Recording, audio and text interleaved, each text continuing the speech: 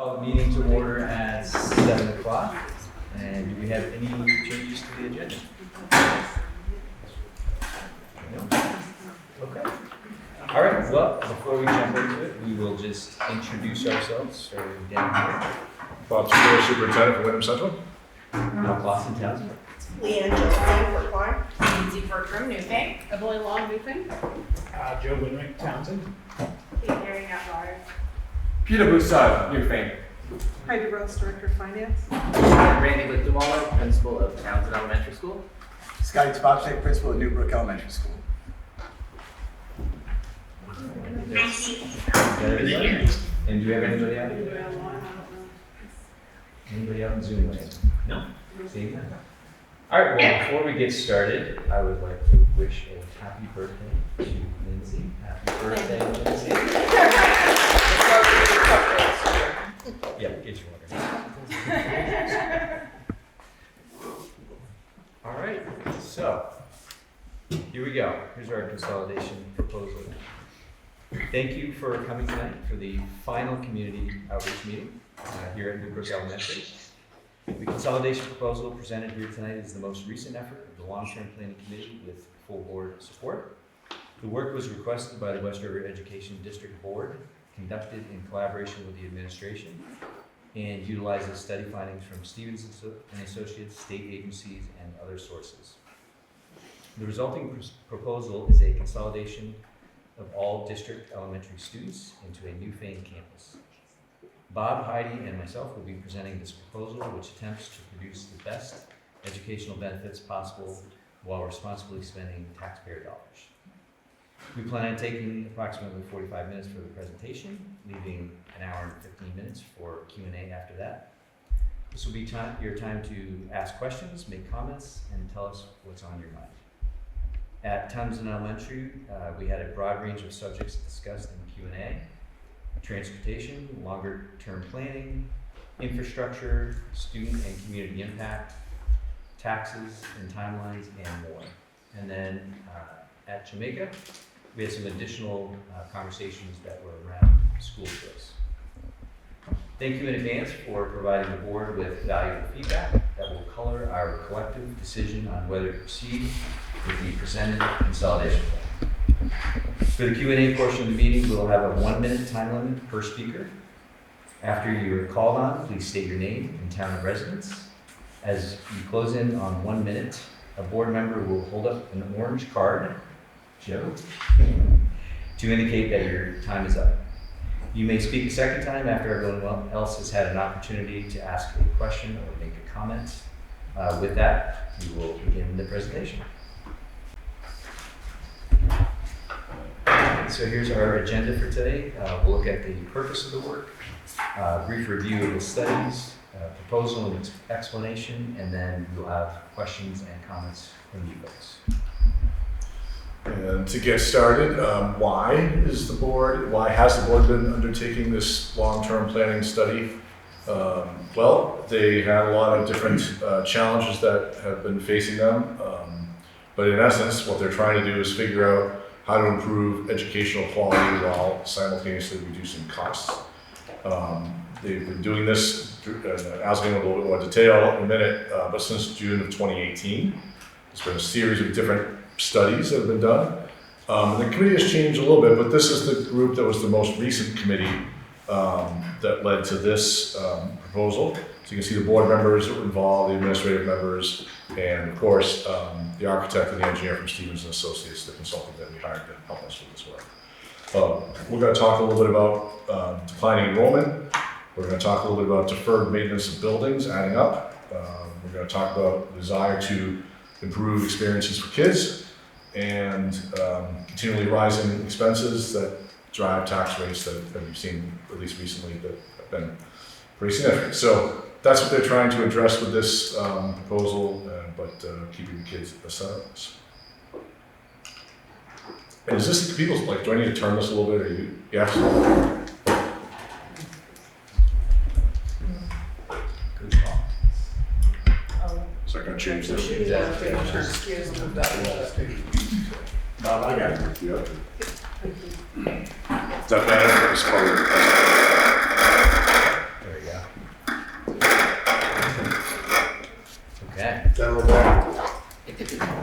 Better? All right. So as a precursor to all of these dates that you see here, in 2016, we had Act 46, in which the West River Education District was formed. That was Brookline, Jamaica, Maine, and Townsend merged school boards. And then in 2018, we had what we call the Hot June Night in Dutton. The WCSU administration presented banding opportunities between Townsend Elementary, which was pre-K to 2, and then New Brook 3 through 5, and Leland and Gray 6 through 12 with a JVS closure. That was what was presented that night. And then after that, we had a series of other long-term planning iterations in the last 5 years, which included task forces, consultants, studies, and community outreach that has led us to this day to a one elementary campus model. All right. So we mentioned the enrollment decline. So this is a professional organization that we tasked with doing our projections for the next 10 years. And one of the things that you'll notice, I mean, there's a very kind of slight decline here, not a huge decline percentage-wise, but if you were to look at this chart for the last 10 years prior, it would be much more of a steep decline. What we've seen here is that we've really started to kind of level off a little bit on this, but the big decline that had been in the previous decade is part of what has led these guys to conclude that there needed to be something different done. It's the fewer the students, the higher the cost per kid. So that's the enrollment projections. One thing I do want to say about this, I've mentioned this in the other two presentations, I'll say it again. This slideshow is on the website. I'll talk about where to get all the stuff in a second. At the end of the slideshow is a page of just links in the appendices that links to basically everything you're going to need to know. There are some binders in the back of the room that have some of the reports in it that you can take while we're here tonight. Actually, this is the last meeting, so I guess if you want to steal them, you can. We want to have them numbered so we can track them. But people want to take those. All the stuff on here is also available on the website. All the links you'll see at the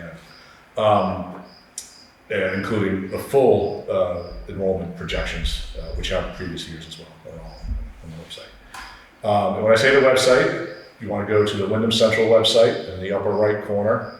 There's a link to all the boards because there's multiple boards. Click West River, brings you to a screen for West River, and then there's a documents or reports tab you click on, or a button that will bring you to all these things, and there'll be folders for long-term planning. That's where we'll all live.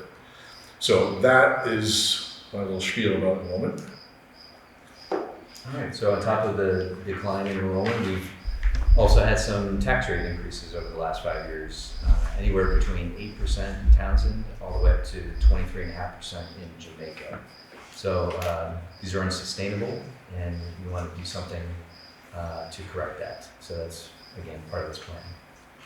And as these guys get into this presentation, when we start talking about more things, we just want to highlight the idea that, all expenditures, all decisions that are made by boards and administrators really come down to choices, right? And so you have competing interests around what you have a limited amount of money, you have certain things you can spend. And so we really want folks to think about this as an either or kind of thing, that there are choices that you can make now, i.e. this presentation, this proposal, or there's choices that may have to get made later around if people are interested in keeping tax rates within a certain line, around what reductions might have to be made to programming. And it's my perspective that this board has attempted to find the sweet spot here in making choices that will actually, instead of reducing what kids have for opportunities, increasing those opportunities while also saving money. And so that's the nexus that they're in right now, trying to figure that all out. But as you'll see as we go through some of the implications of that decision, but it is all about different choices. All right, so this study was really compiled of a couple different things. And so the first thing that the committee looked at was, well, they first hired Stevens Associates. And then over the last couple of years, the Agency of Education had conducted a pretty extensive study of all the schools in the state. And for each school building, they issued a pretty decent report outlining all the different elements of those buildings, what needs to get repaired, what the immediate needs are, what the longer term needs are, and really dug into what some of the conditions were for those places. And so those reports became sort of the starting place for the committee to look at. Like, let's talk about the three buildings, three elementary schools, and what do they like? What does the state, what do they say, what do they see, what do we see, and how do we put that all together? And so those three reports are in here. They're also, again, linked at the end. And one of the things that those reports attempted to do, and again, when you see this report, slideshow online, you can click on this link to bring you to the AOE site where you can go to any school in the state and compare results.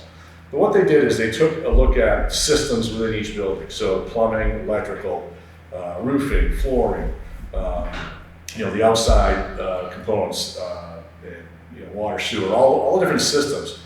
And they assessed a value of what percent depleted each of those systems were, meaning what's the expected useful life of that system and how long ago was it built. And therefore, they can predict sort of when will that system end its useful life. They then take all of those systems within each building and they sort of total up into a composite score to give you what percent of the building, in essence, is depleted. Now, that doesn't mean that the buildings are about to fall apart necessarily, but what it means, this analysis showed us, was that the Jamaica building, for example, was 87% depleted, and the state rated that as fair to poor. Townsend was 91% depleted, again, fair to poor, and that this building, Newbrook, was only 55% depleted, which was considered to be good to fair. So that was sort of the first analysis that was done around the three elementary school buildings.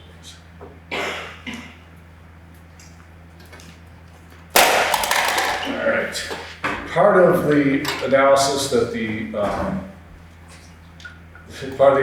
was done by Stevens Associates is that they helped guide us through how are we going to look at each of these buildings in an objective way, look at a set of criteria, and then assess those criteria to come up with, in essence, a score for each building.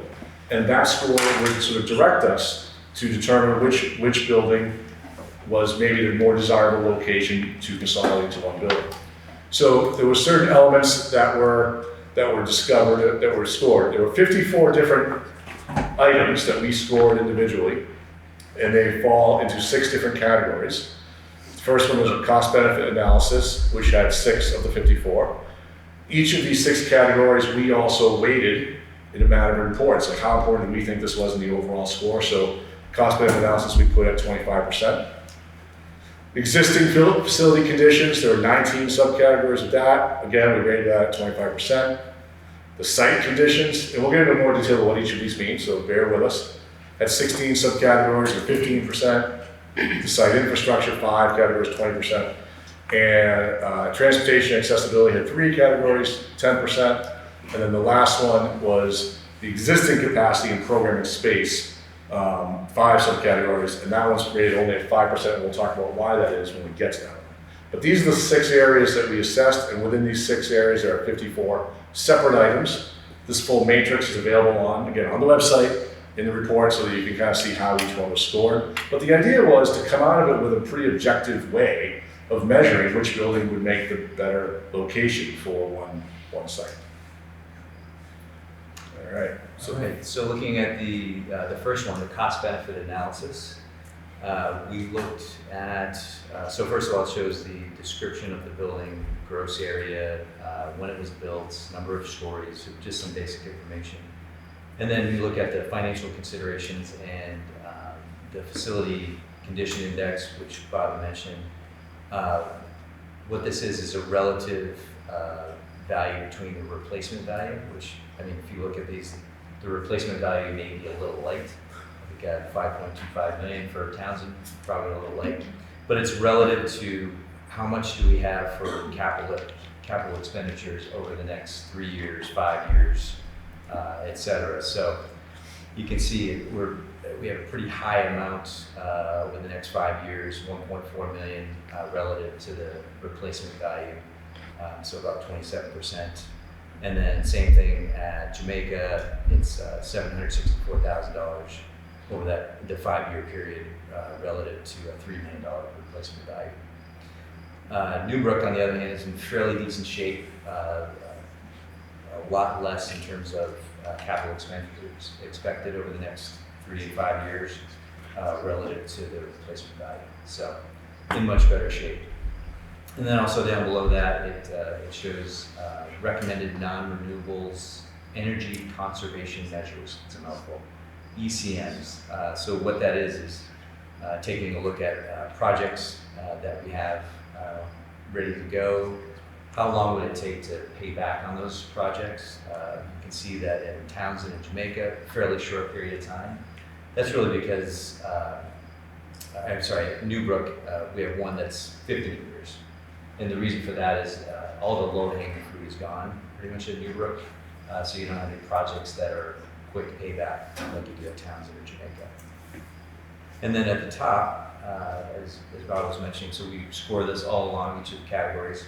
So Jamaica scored a 21 out of 54, Townsend 26, and Newbrook 44 out of 54. And as you see at the end of the 6, this is number 1. At the end of the 6 of them, we total up these numbers to show you the winner, if you will, and you'll see how these total up. One other note is that, interchangeably we're going to be referring to the building as Newbrook, because obviously it's combined between Newfane and Brookline years ago.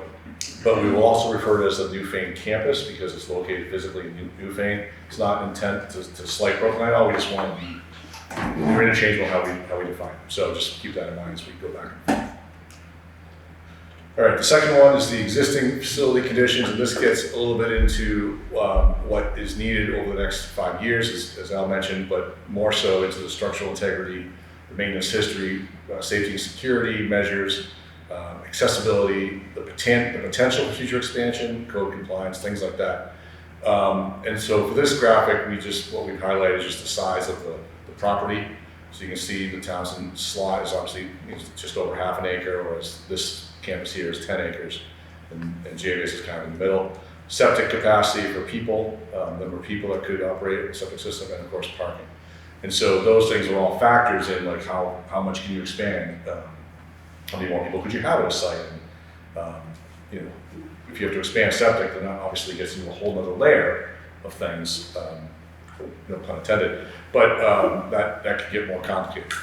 And at the top again, you can see the Jamaica, Townsend, and Newfane scores out of a possible 57. For that category, Newfane again 35, Jamaica 28, Townsend 26. All right, so Bob just talked about existing, but what are the potentials for site conditions? We have the ability for expansion for fields, playgrounds, water, sewer. What we have here is just kind of an actual slice of what it looked like when we were scoring, and you can see there's a 0 through 3 scoring in each of the sites, and Newbrook scores very well on this, getting 3 for each of them for the ball fields and for the playgrounds. Townsend 0 and a 1, and Jamaica 1 and a 3. So overall, you can see again the cumulative scores on the top.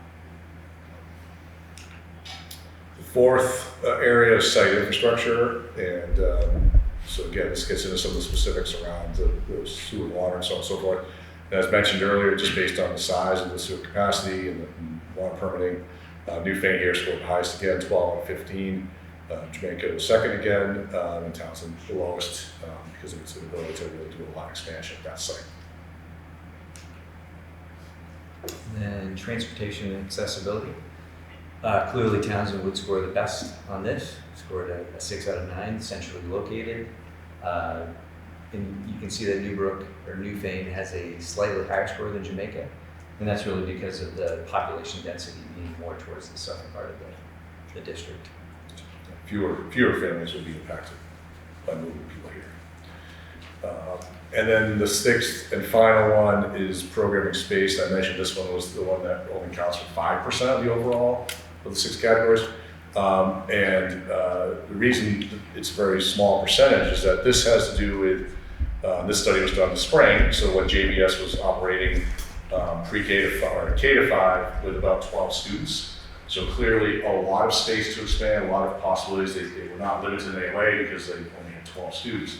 So their score was actually 15 out of 15. But we recognize that score doesn't really tell the story. Like if the purpose is to really think about absorbing students, that how they scored with their current number of kids versus their size wasn't really as relevant, so we downsized that to only 5%. At any rate, Newfane was again the higher score. And on here, what I've just outlined is what the current enrollment is for West River, just so people have a sense. And one of the misconceptions that we've had to answer on right away is that people have thought about a consolidation of this nature. People felt like, well, it meant we were going to lay off a bunch of teachers, or it's going to merge all these students into one class each grade, and that's actually not the case. So we'll get into a little more detail, but in essence, we would really still have 2 classes for each grade. So there's a first grade class at Newfane right now, and there's a first grade class at Townsend right now. There would still be 2 classes in first grade. They would just both be located in this facility. So just to be clear about that, we wouldn't be increasing class sizes. It'd be the exact same thing. Actually, we'd have more equity in the class sizes potentially if there's like there's an 18 and a 10, you could now have 2 14s. So that type of thing. But that's the current enrollment. All right. Brings us to our total. That's it. So the main priority of the study was identifying which of the 3 elementary schools is best suited to meet the needs of our pre-K through 5 students. As you can see here, Newbrook scored the best out of the 3, getting 73%. We kind of just start at the top. You can see as we run across cost-benefit analysis, how each of them score out of the 25%. Everything is weighted, and that's the weight on the right. So cost benefit 25%, existing facility conditions 25%, and on. So in terms of percentage, Jamaica was 52%, Townsend 45%, and Newbrook 73%. In terms of the 0 through 3 scoring, Jamaica was 1.5, Townsend 1.0, and Newbrook 1.7. And just to highlight the math on this one, we go back 15 out of 15 for Jamaica, and the 6th one is a perfect score. So they get 5 points because it's only rated as 5%. So that's how that works. So you understand. So in totals, what it tells us is Jamaica, overall, of all the possible points, got 52% of the overall possible points. Townsend 45%, and Newbrook 73%. So thus leading the committee to conclude that if you're going to move to one site, all pre-K to 5, this building would be the site to do it. We just wanted to include a couple things, details about this. One, we recognize that the Newbrook school, this site, is not in the middle of the district, okay? This picture what you see is basically the district, so from Jamaica down to Newfane. And so we know it's not in the middle, it's the bottom red dot you can see. However, after this careful analysis and study, and again, going back 6 years, the board believes that this option is really the best option they have at this time, and we're going to talk a little bit more about why, and what the implications are, but given what we have.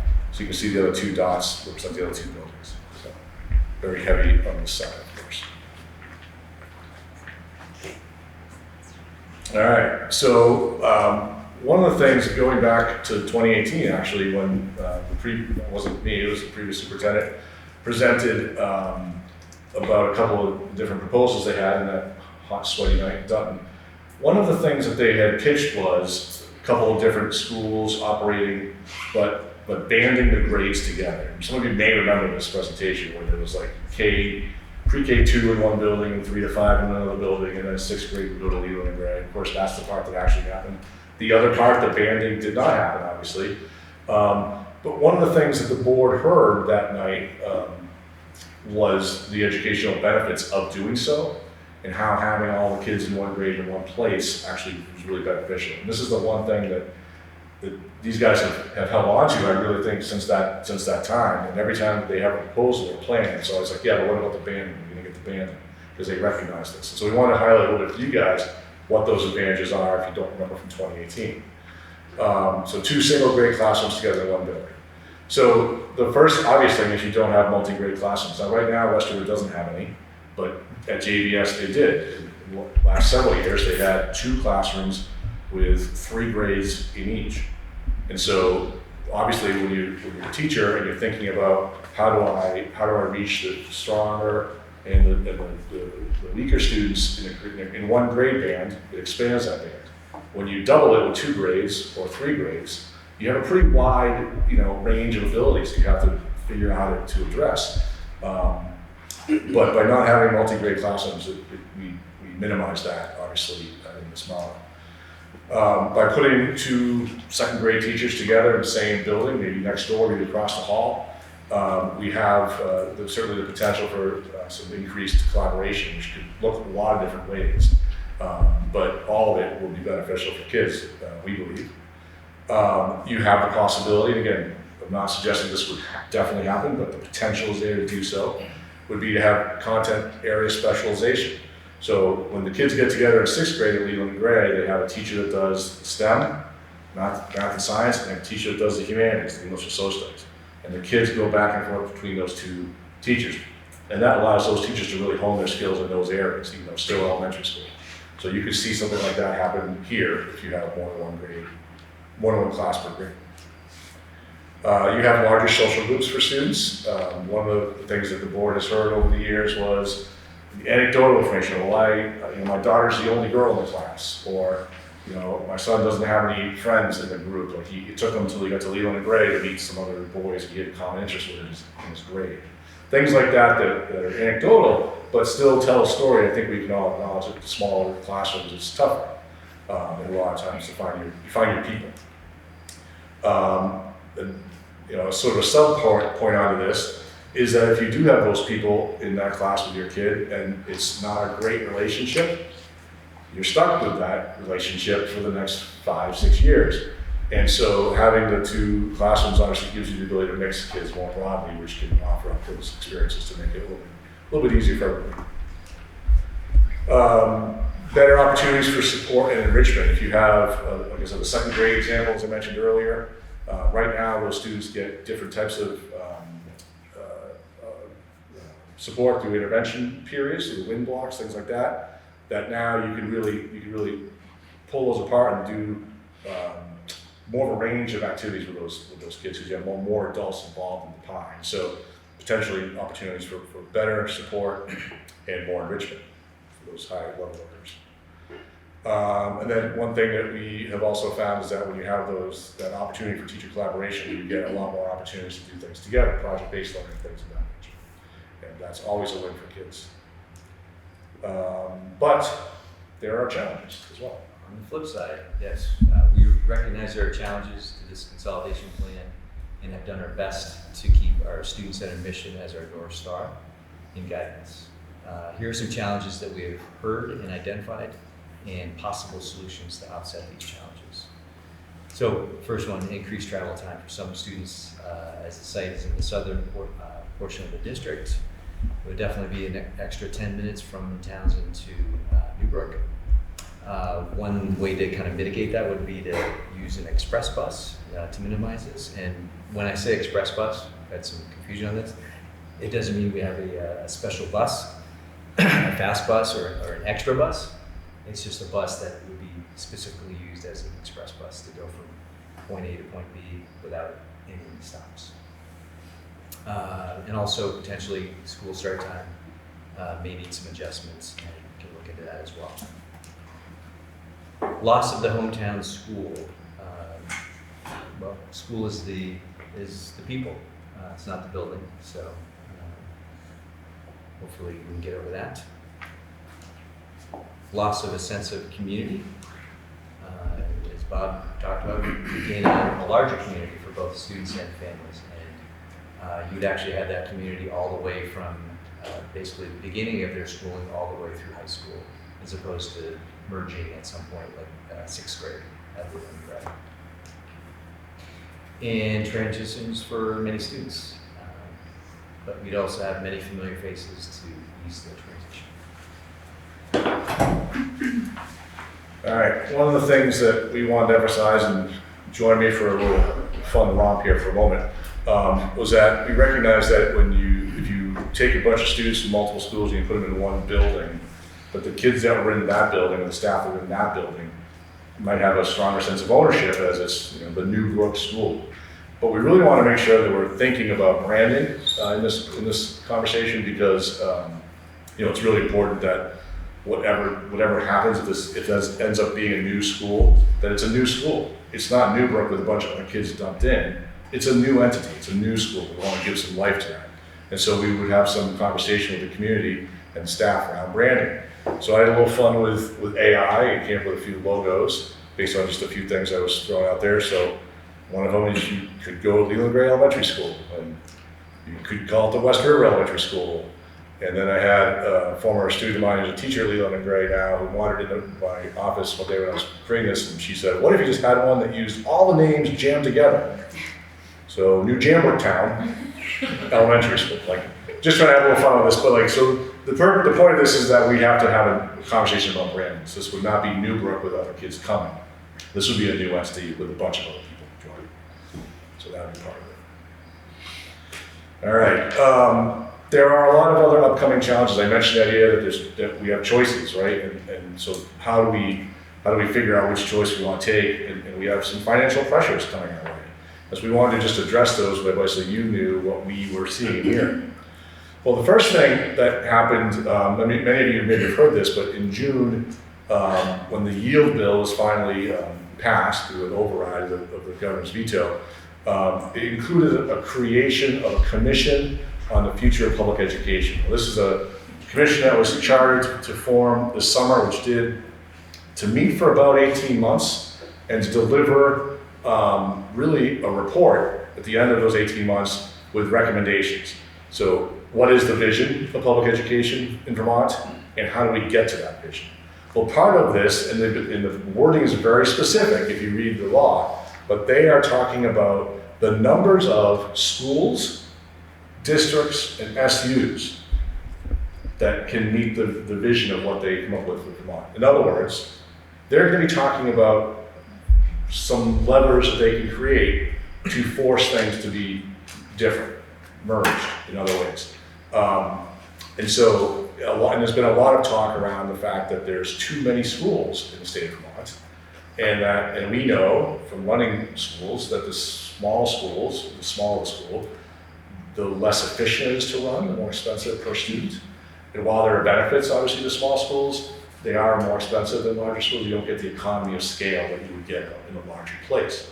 So that's one thing that's bearing down on us. We don't know what that will look like, but they will be issuing a preliminary report this December, which is not the end game, but it's a preliminary report, which will inform the legislative session in the spring. What the legislature does with that and what that report says, we don't know yet. But we do know that there have been actions taken by the governor and the legislators around some levels of cost containment. So we know that this past year they had changed the funding formula around the long-term weighted ADM student counts, and we as a district that have a lot of scarcity of our population, a rural population, and a high poverty population, that actually helped us. It benefited us quite a bit. And then in the middle of the legislative session, they kind of changed the rules on us on what we could do and how we could spend some of that money. And so we know that there's going to be things that are going to happen, probably this coming spring. The year after, so January 26th, the final recommendations will come. And we, again, don't know what this is, but we know it's coming, we know it's out there. One of the things that is coming back, and many of you, if you follow school finance as a hobby, or if you pay attention when we do budgeting each year, years ago, there was an excess spending cap, and that was a number that the state established that if you spent more than that dollar amount per kid, let's say the number was 15,000, just to pick a number. If you spent 16,000 per kid, in order to raise that extra $1,000 you would need for your students, you'd actually have to tax to raise $2,000. And then what that would do is the extra 1,000, sort of like a penalty tax, if you will, that would go back to the state for other districts. And we would spend 2,000 to raise 1,000. So there's a lot of, that's one of those levers I talked about. So there's a lot of pressure on school districts to stay under the cap, if you've heard that expression. Well, the cap went away for a few years. There was a moratorium on the cap while the long-term weighting thing happened, but now that's coming back. So we know that's happening for next fiscal year, and that's something we have to be paying attention to. Every year for the last several years, we've had double-digit % increases in healthcare for staff, and that's a big cost driver. And last year was, I get this wrong, was 16%, and they're saying it could be as high teens or even 20% at this point. So we don't know what that number is going to be. Well, frankly, no, we don't know, but we don't know what that number is going to be. But it's going to be double digits is what they're predicting. So that's, again, a big cost driver. And of course, you have negotiated increased salaries and so on and so forth. And then finally, the elephant in the room, if you will, and Al pointed this out earlier with the investment in the buildings, we haven't invested in the buildings, all right? And this gets back to that choice thing. So over the years, this board and when they were individual school district boards made decisions about not investing in the building, in the buildings at the time, because they recognized that if you did too much in the buildings, you'd have to cut student programming. And so rather than cutting student programming, they pushed maintenance off on the buildings, which is good for students in that moment, but it comes back to bite you in the end. And I think we're at that place, particularly with our buildings, where that deferred maintenance is starting to pile up. And so there's a lot of things that need to happen to make those things right. So that's something that's also has to, we'll have to do that regardless of how many buildings we have. It's cheaper to do that with 2 buildings, Leland and Gray, in this building than it is to do with 4 buildings. And this building versus the other 3 is the one that needs the least amount of work. So that's sort of the logic there. All right, here's a high-level look at the financial implications. Heidi will actually get into greater detail. But this is just a look at what would be the costs if we implement this plan, or savings, I should say, in year 1 and year 2. So in year 1, we would have some one-time setup costs. That would be the design, permitting, concrete paving, other setup items that we would need for the building. Sorry, we say this every time, we know what the plan is, but people are like, why is there all this setup cost? Because it'd be a modular attic. All right, so that's part of it. Sorry. No, that's should okay. adjust that. I was going to say that, yeah. Right, so in a couple slides, you'll have some nice pictures of the modular, what it'll look like, and all that. So, and that will be $180,000 in the first year for the lease. So overall, year 1 savings would be a little over $1 million, but netting out the costs, it would be $214,500. Year 2, we no longer have those one-time setup costs, so we would have the lease, netting us a savings of $870,000 in year 2. And then if we look further into the longer-term savings with the capital expenditures, which we would no longer have with the 2 buildings that we no longer owned, that would be $4.5 million over 20 years, or a little over $200,000 per year. And I just also want to say, at the very top, it says draft. It says draft for a reason. There are a lot of things that we still have to work out. We're at the beginning of understanding all the costs, and we'll refine that as we go along. And so, as he mentioned, so the board in June asked the administration over the summer to come up with a high-level idea of this, which meant we didn't really get into the weeds too much on all staffing implications. But we did estimate. That presentation was made at the August board meeting, and again, you can see the link, the hyperlink here to the report that we issued to them is linked there as well. And now it's Heidi's turn. Thanks, Bob.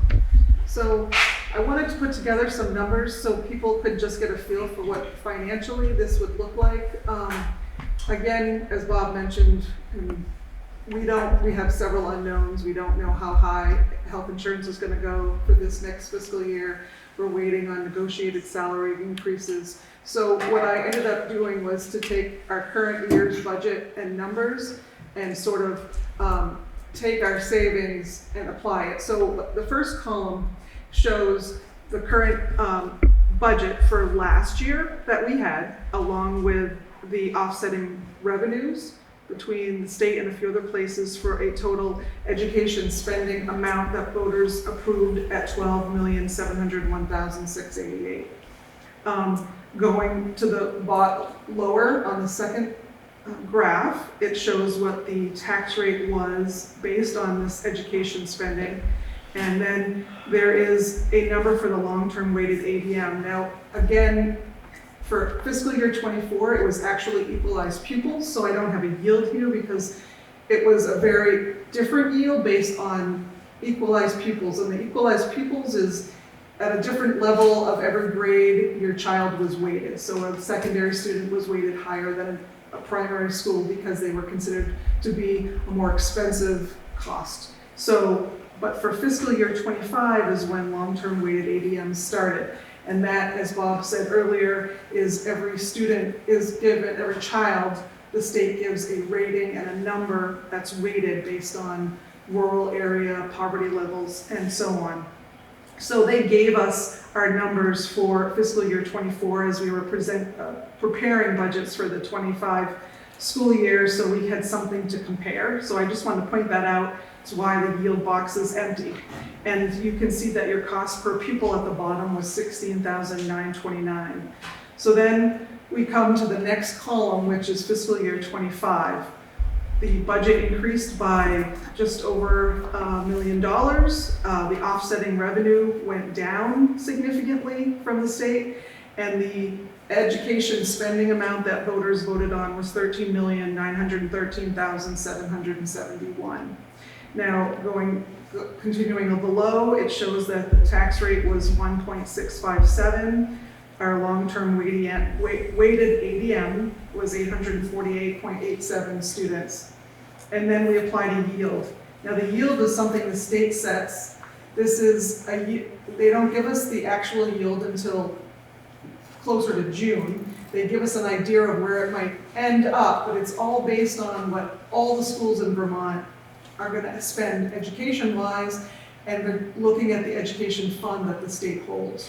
So if there is a gap, which the governor has said he expects a significant gap with the education funding due to the high costs of insurance rate rises in the last 2 years, you're looking at that yield dropping. And when that yield drops, the cost of a per pupil goes up. And again, we have no control over what the state does and how it all plays together. So it's kind of a guessing game. So we're at $16,391 per pupil this year. And so I took these numbers because they are known numbers for this year, and I applied in the next column the potential savings that could happen if there was a consolidation into one school. Now, I didn't adjust it for construction costs, and part of the reason is because West River is expected to have about a $1.3 million reserve at the end, unaudited, as this fiscal year 24 was winding up. And so there is potential for the board to make a decision and to go to the voters and allow voters to have them utilize some of that reserve fund and not touch the general fund budget to do this construction for this modular. So if that were the case, then if we apply the same offsetting revenue, which there's no guarantee that's what it will be for this fiscal year 26, it reduces the education spending by $1,050,000. And then when you go below, it shows how the tax rate could be if everything were the same. Again, it will not be for next year, but it could have been 1.532 as a tax rate with the same long-term weighted ADM number, which, since our student population is going down, will go down for next year, and the same assumption of a yield, giving you a savings with a per pupil cost that would drop down to $15,154, so just over $1,200 per pupil savings. To take this one step further, the state has thrown out the number of a potential $16,108 cap spending threshold. So I did some calculations, and if this board had been looking at our current budget and wanted to get below the threshold to keep taxes from being double taxed, they would have had to cut about $250,000 from this current budget we are in right now. A pretty significant amount, and with the increases going into next year and this $16,108 potential for the per pupil cost, that amount could double. And in a previous meeting, I had someone ask, well, what would it be if we were, $1,000 over? So let's just say it was $17,108 per pupil. What would that look like for us? And I didn't give a very concise or accurate answer because I didn't have the calculations, but I played with some numbers and came out with, if we were 1,000, the per pupil cost was 1,000 over the threshold, you would be looking at having to raise an additional $848,000 that would then go back to the education fund to help supplement the other schools in the state. You'd be looking at that would have raised potentially another 13 cents on the tax rate. Actually 35 cents, I'm sorry, I'm looking at the wrong place. 35 cents on the tax rate. So would be a pretty significant increase in everybody's taxes. And it's, again, I'm not saying these are written in stone, but just to give you some financial feel about this. If we go into the next slide, this is, let me just put this up here. So this is showing you the tax rates that we have in the different towns. In the second column, you'll see after the CLA. Now the CLA is what the town or the state sends down to, let's see here. It's the general correction factor that the state sets that's applied to the town's homestead and non-homestead property tax rates. So it is the municipal taxes added in according to the state setting of the CLA. So after the CLA, your tax rate takes the tax rate of the town, takes the tax rate of the school, and in the green column, you'll see what our current tax rates ended up being for fiscal year 25. And if you look all the way to the end with the red, it shows how much per $100,000 house site value taxes increased for the current fiscal year. So on the graph below it, what I did was I did a comparison with what we did in the previous slide and put it all into one school, reduced by 1,050,000, and in the green column shows you what the tax rates could have been with that savings for the current year with the current conditions, and that the tax rate would have been $165 less on the top than it was. So a $13 difference between let me say that again.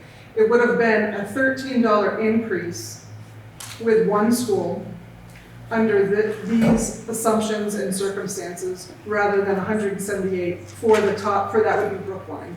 So it would go down the line, Jamaica would be the second line, 170 instead of below, over 165. So that tax rate would have gone down a little bit, and so on and so forth. Sorry, I think we have some slides from the audience. Can you elaborate on what the yield is a little bit more for folks, please? Okay. It's a hard concept to explain. It is a number that the state sets to make sure that the education fund is fully funded. And the education fund is something that was put into place with, I believe it was Act 60. And all the towns sort of pay into this to equalize, it was intended to equalize education throughout the state. And so some towns send money into the education fund and don't receive any money back. Some towns and school districts, some towns have money that they get back for the school. But it is, again, the education funding of all the schools in the state. Once all the schools set their final budgets so that the state gets to see how much money needs to be raised and determines how much is in the education fund, they set the yield. It's not I don't understand how they set it. The calculation is something that it's a little bit beyond what I can understand at this point in time. Lori and I have talked about it, and she's not, it's a complicated calculation. But it has to do with trying to equalize the goal was to equalize education throughout the state, and I think we can safely say that it So if all school budgets go up by a certain amount, and the amount is above what ed fund contains, and they have to lower the yield to get more tax money to pay that difference. So it's all about, because it's a shared system, the more, if each individual school board doesn't spend as much, then the yield can stay the same or go up because they don't need to raise as much. But if everyone spends high, then they lower the yield to make sure that they can collect enough money to pay out all the, so you get the money from the state that you're supposed to get because you passed your budget, in essence. So, yeah. Thanks, Bob. Yeah, I I mean, was making a mess on that. but I don't know how it works. But that's what it's supposed to do. But it is, the formula I'm sure is pretty complex. But. All right, so we're going to step away from the tax stuff for a second to jump into a little bit about getting back to the actual plan. You know, we heard some stories early on that, and a couple of board members actually had been students here when there had been an addition project back at some point. I don't want to say the year and give away how old they are, but there were these temporary like trailers out back to house students in while there was a renovation project. And that's what people have in their heads when they think about modules. So we wanted to have just a little idea of what modules look like in today's world. This is just a picture of one from a manufacturer's website, inside and outside. And of course, it's not very warm and fuzzy. It doesn't look like an elementary one, but you get the idea that they're these sort of prefabricated buildings that get set on a concrete slab. And you can get them with or without bathrooms. We would get these with, so you have to plumb and do septic and all that kind of stuff. Electricity would be run out to them and so on and so forth.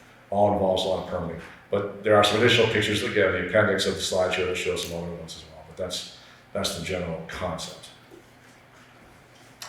And this is an aerial view of the modular, not where it will be, but it's just kind of to show you for scale what it would be relative to the size of the existing building.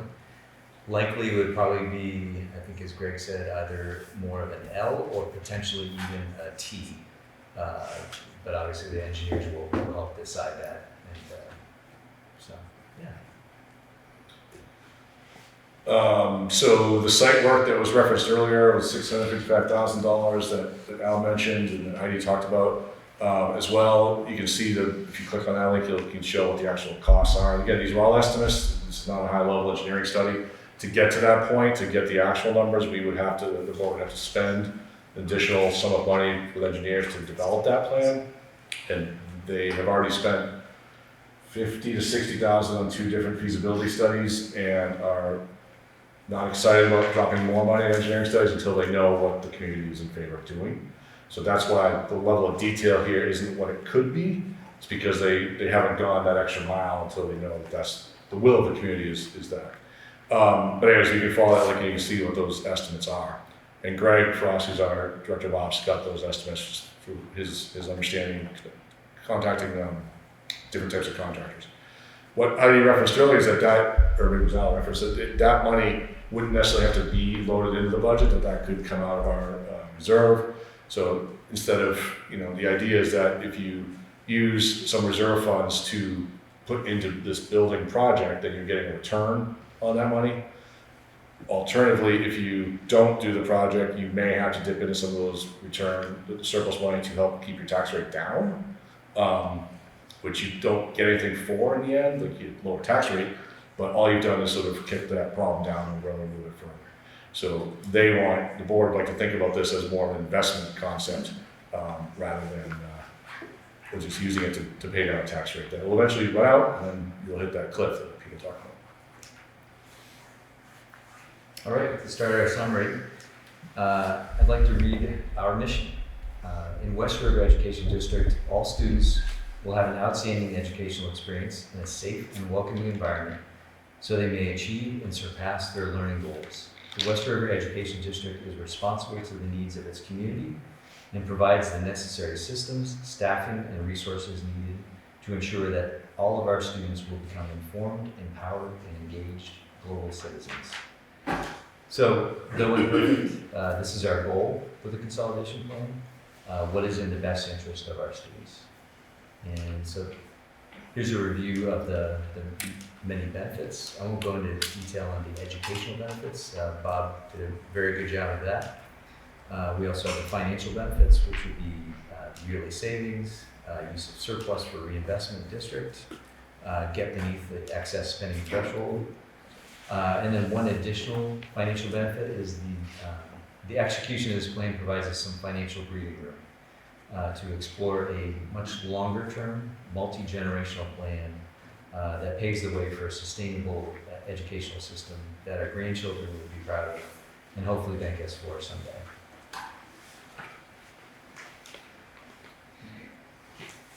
All right, so here are some of the details of the West River Education Articles of Agreement that kind of define what we would need to do, kind of what are next steps. So Article 14, which is the school closing. No elementary schools will be closed within its boundaries after the effective date of merger unless the electorate of the town in which the school is located consents to closure. Closing a school means the unified board will no longer use the facility in the provision of direct educational services to students. So that's the first article. And that's why we're here, right, to talk about that potential vote. The second part to this, and the people in Townsend and Jamaica have a little bit more of an interest in understanding this part. Folks in Newfane and Brookline do not. But what would happen if those towns did vote to close their school? What happens to the buildings? And the Article 7 is very clear that if there is a closure, that the district shall offer for sale such real property to the town in which such real property is located for the sum of $1. So basically, they would turn it back over to the town for $1. Now, the town doesn't have to make that expensive purchase because they may look at the deferred maintenance thing and say, we don't want that. All right, and if the town would have to vote on that later. If the town did not want that, then it would go back to the district shall sell the property. All right. If the town does buy it for $1, they have to maintain ownership for at least 5 years and use it for community and public purposes. And if they try to sell, the town decides 2 years in that they don't want it anymore and want to sell it, the 3 years that they don't own it for, there's a credit that gets paid back to the district at the time of that sale. If that makes sense. It's like a prorated thing. But in essence, the first right of refusal would be to those towns to purchase it for $1. So we want people to understand that. And they may have different towns may have different needs and different interests there. All right, since our last meeting at Jamaica, this has changed a little bit. So instead of our next regular board meeting, which would be on Monday the 7th, we actually have a special meeting on Friday, October 4th. Tell them what time, Al. At 7 p.m. on Friday night, Friday. So the board will vote as to whether or not to proceed. Reason for that is election day. In order to get within the window of 30 to 40 days, we had to pull it back those 3 days to be within that window. So that is November 5th. There is a 30-day for reconsideration, which would be December 5th. In January, we'll start building the budgets. In February, there'll be budget adoption by the board. And that's kind of the schedule. Yeah, and so one item I think the board will want to talk about today, this was decided at the Jamaica meeting. I did have a conversation with our district clerk, who is Lenka from Townsend, and she informed me that, I guess we knew this, but didn't really think about the implications, but that's all, because of the general election day nationally, all ballots are mailed. And so that's already happened. You guys may have already received ballots. So the ballot, if the board votes on Friday night to do this, that ballot with that question for people that live in Townsend, Jamaica, would not have been mailed in that packet. So people, even though they did it to intentionally have it on the same day to get higher turnout, people would still have to come in to their town hall to vote.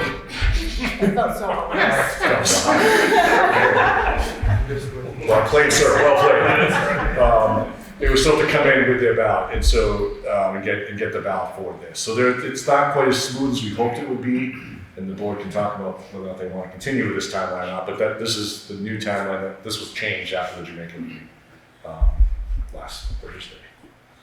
So that's right. All right. So what's the alternative? So if we stick with the status quo, there'll be continued rising costs. small decrease in enrollment projections, as Bob noted. The tax rates will continue to increase. So if you vote to consolidate, the educational improvements, financial savings, and continued longer-term study.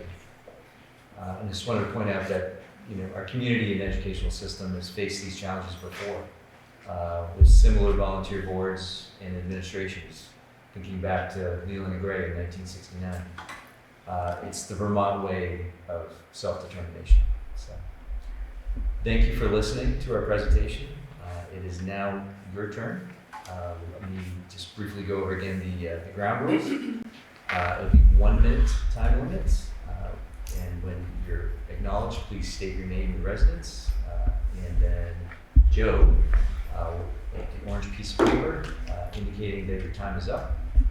And for any follow-ups, if everybody has had an opportunity that wants to speak or make a comment, then we will allow for a second, third, fourth, fifth go at it. And if you want to reference a slide, I can pull it back up too, if you have questions about specifics.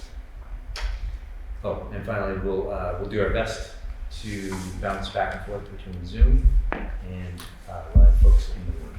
So, if anybody wants to kick us off.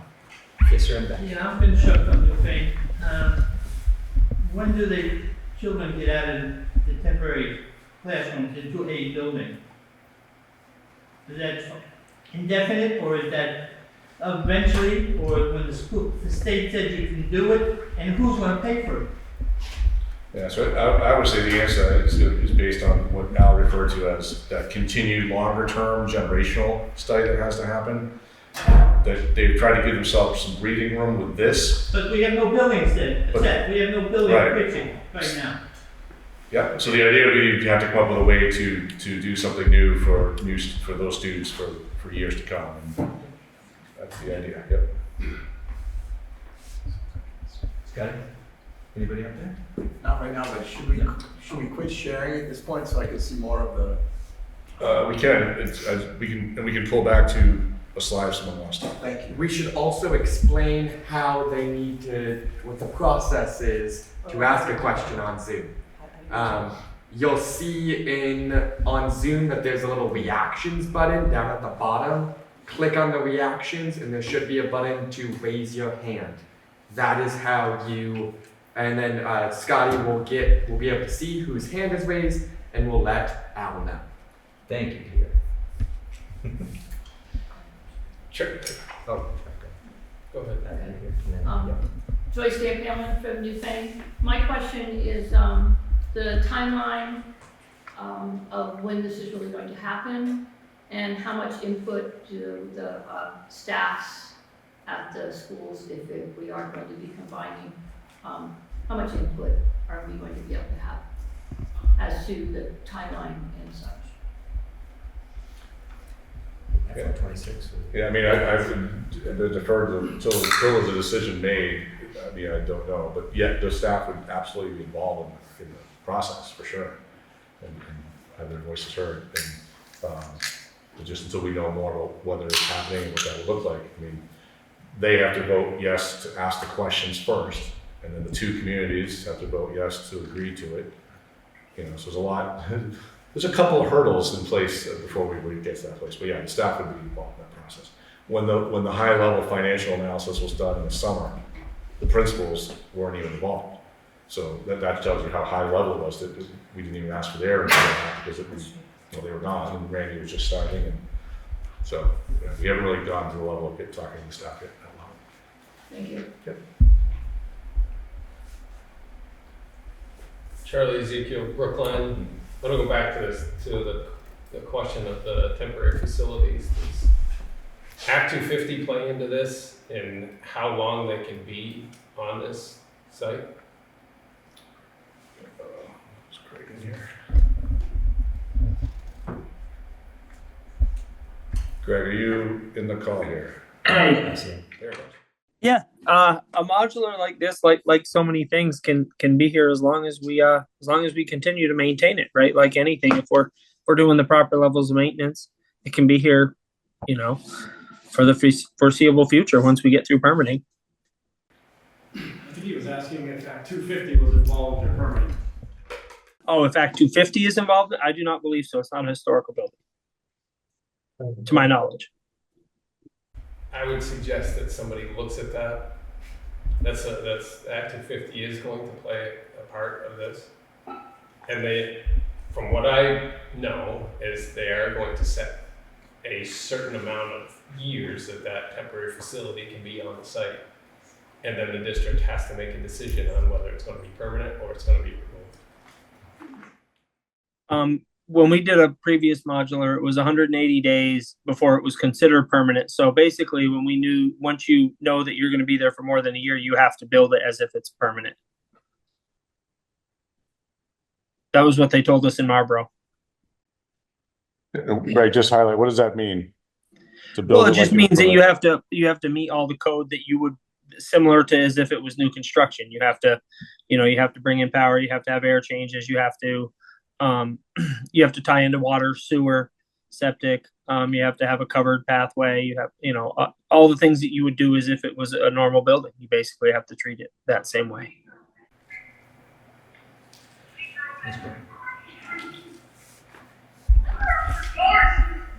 That's right. Sarah Angel Townsend. So along similar lines, I saw something on one of the slides about a lease. I'm assuming that's a lease cost for the modulars, and that's $180,000 a year to start. And how many years is that? Would that lease be for? What would that increase be? And similar, I think you sort of alluded to this, but has there been any study or any discussion at all of what it would look like for us to just build a brand new building? I realize location is probably a problem, but clearly we're spending money here.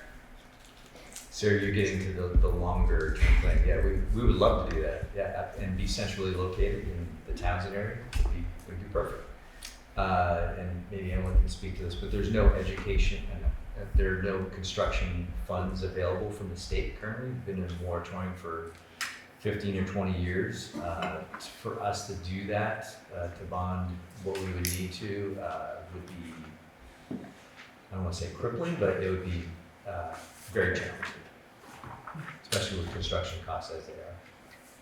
And I just add to that there is a task force going on to discuss whether we reinstate a construction aid program in the state, and they're taking it very seriously, and I expect there will be some form of construction aid at some point down the road.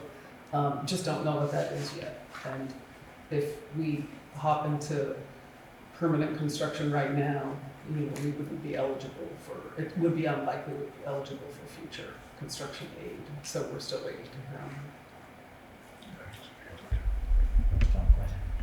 I just wanted to say I did do a quick amortization schedule tonight before we came, just to see what a $35 million bond would be over the course of 30 years. And it would be just under a $2 million a year payment. And I think after talking to Lori and to Greg a little bit, 35 is probably a 50% what it would cost, because I believe the goal is one building for pre-K through 12. And so you're probably looking at more like a $70 million bond. But I think that's to emphasize why the waiting for construction aid would be so important, because even if you build something for $35 million without any aid and you're saving $1 million, you're spending almost $2 million a year for 30 years. So it's at 3.5%, which is what I last heard the bond bank was around, so it's significant. Does that answer your question on the balance? Yes, although I asked a compound question, so just go back to the beginning of the question, the lease. Do we know how long we would lease those for and when those rates increase? I think the lease is ongoing, and so you probably would see the lease that they're doing in Marlboro has gone up slightly every year. There hasn't been huge increases, but over the term of 10 or 15 or 20 years, you'll see a slight increase every year, but nothing substantial, but it will be for as long as you have the building. And the question was asked at another meeting, what's the difference between just building onto this building rather than putting temporary ones on? And how does that compare for the cost of the lease? And it was, I was going to say it was about $5 million to build. Well, it was well over, the analysis that Greg had was that Stevens Associates gave us, that was like, it was like, for building construction rather than the modular. for building, yeah, it was like a 30-year. Was it 30 years? 30 years. Yeah. Yeah. Be about 30 years. When you figure it's 185,000, so call it 1.8 million over 10 years, over 3 years, you're still under 6 million, So and they estimated a building that size to be around 6 million. So That's great. Yeah, go ahead. We ready? Robin Patnode? Yep, go ahead, Robin. Hi, Robin Patnode, Townsend. I was wondering, I wasn't in the Jamaica meeting, but I have two parts to the question. Not really two parts to a question, two questions. The first one is, has there been PCB testing in the 4 rooms at Newbrook? That was brought up in the Townsend meeting, and I was looking for an update for that and an estimated time frame for that. If we're going to be voting in November, I think our community needs to have that information. The second part I was wondering is, why not close Newbrook now and start building permanent structure at that facility and invest the $200,000 annually plus the roughly $700,000 startup for the modular, and start building a more permanent one campus model for pre-K through 5th. I'll take the first part of that one. So many people know about the PCB law that was passed a couple of years ago, that every school had to be tested. There was a whole thing at Burlington High School. They did no Macy's, so you guys have probably seen that story.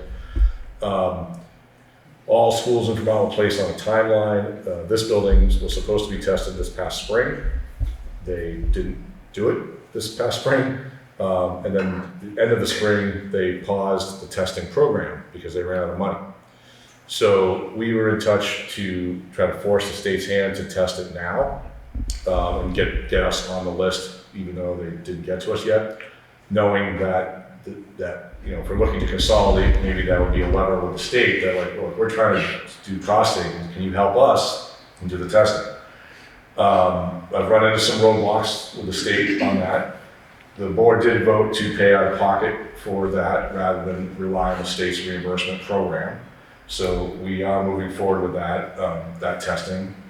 She referenced the 4 classrooms because Newfane is really 3 different constructions, 3 different parts that were added onto. It's really only one part, I think the original part, which is now 4 classrooms that would have to get sampled. That work is being scheduled on the way. The challenge to it is I'm still kind of fighting with the state around including us in the program, the state program for this. And they're fighting with us on that. So I could be working with our district's legal counsel to fight back a little harder. So, but that's where we're at. They're going to start tomorrow. They'll be here. They'll have a walkthrough tomorrow. Yeah. And then in regards to whether or not to have a campus constructed here in Newbrook, we've already said that the consolidation plan was about what is currently the best school to have for a shorter term period of time. And then for a longer term plan, it would be more centrally located, probably somewhere in the Townsend area. So, and also, as Emily mentioned, if we preemptively go into full-blown construction, if there is aid at the state level, then we may not get that. Correct, Emily? There'll be a lot of demand for it. Hi there. My name's Marilee Atley. I'm from Townsend. First, I want to say thank you all for the enormous amount of work you've done to try to get this thing figured out. I can't imagine it's such a sensitive issue. I'm sure there's been a lot of things to wrestle with. My question really has to do with that double-digit increase in the healthcare premiums. Are we hearing anything from the state about, or anything about how that's being addressed? Short answer, no, really? The short answer is no. We're hearing that it'll be probably double digits again, is what we're hearing. So I'm sure there are others that know more about that than I do, but it's there's a lot of things that are beyond our control, and that is just one of them. Yeah. Michael? Michael P. This is Michael Pelton from Wyndham. I'm wondering if you've had any conversations with the select board or done any studies yourself on the effect of traffic patterns in the town. I'm assuming there's going to be a fair amount of traffic increase based on all the buses coming down through town and potential parents coming through town. Michael, I believe you asked the same question in Jamaica, and I think at that time we said the answer is no, we haven't done any particular traffic studies. So I think we. I didn't actually ask that question, but thank you. Sorry. Somebody did. Fiona Kuchbali from logistically, if the board decides to move forward and have it go to the town, is it a double or nothing? Like, what happens if Jamaica votes to close their school and Townsend does not, or vice versa? What happens then? We, unless someone else wants to say, we do not have an exact answer for you right now. The board would need to consider at that time. So does that mean it is not a binding vote? So should Townsend vote to close their school and Jamaica vote to keep their school, is that not a binding vote? Like what do you mean you would need to consider? Consider what? Well, my sense is it'd be a binding vote because the townspeople voted on it. Right, So in that regard, the board could decide to close one of the two if that was the way it turned out. Whether they did that or not at that point, I think is what Peter's referencing, is they would probably want to just recalibrate. You wouldn't have to close the school if the town would? It's a great legal question. I don't know the answer to that, to be honest with you. I But think it depends that on would the be- wording of the article, probably. That would be something that would be very important Yeah. to have to know what logistically you would need to do before moving forward. I would be very hesitant for the board to decide to move forward with this without having that information, because that could hamstring whatever process moves forward. And I think having a backup plan for if Jamaica decides to close their school and Townsend does not, or vice versa, what would happen? I think that would be very important for the voters to know what the result of that is before voting. I think they have the right to know that before moving forward. Without that, I think that's incredibly, that does not show good foresight if that is not in place before making this decision. So the wording of the article is going to be key to that, I think, and we're still waiting to get that hammered out with council. Board would be voting on the wording and adopting logically the timeline that they've laid out this Friday night.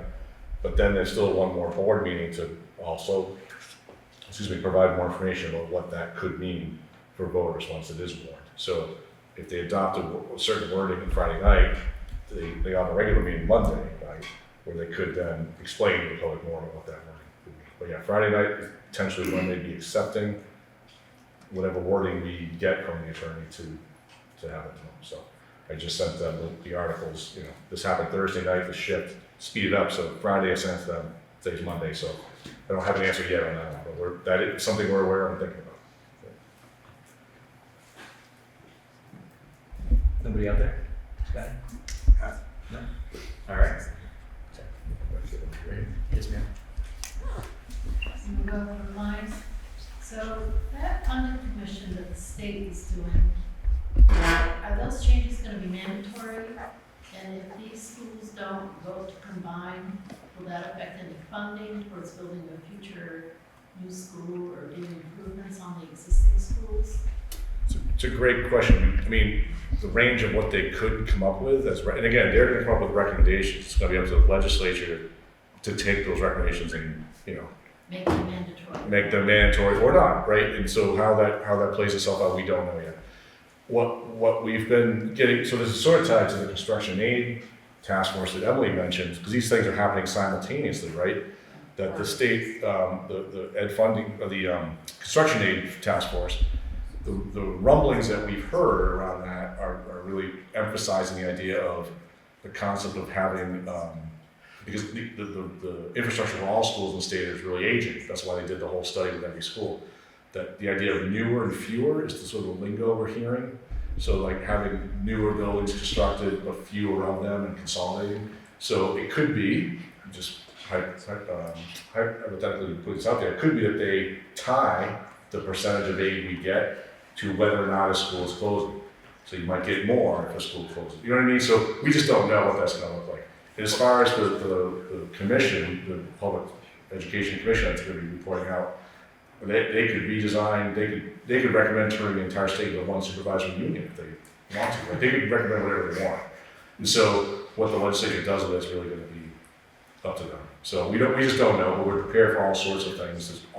The conversations are all over the place in what we're hearing. So, but absolutely. And those are public sessions too. You can go to the AOE website. You can actually listen in as a public comment element. You can throw your 2 cents in the ring on what they should do as well. So.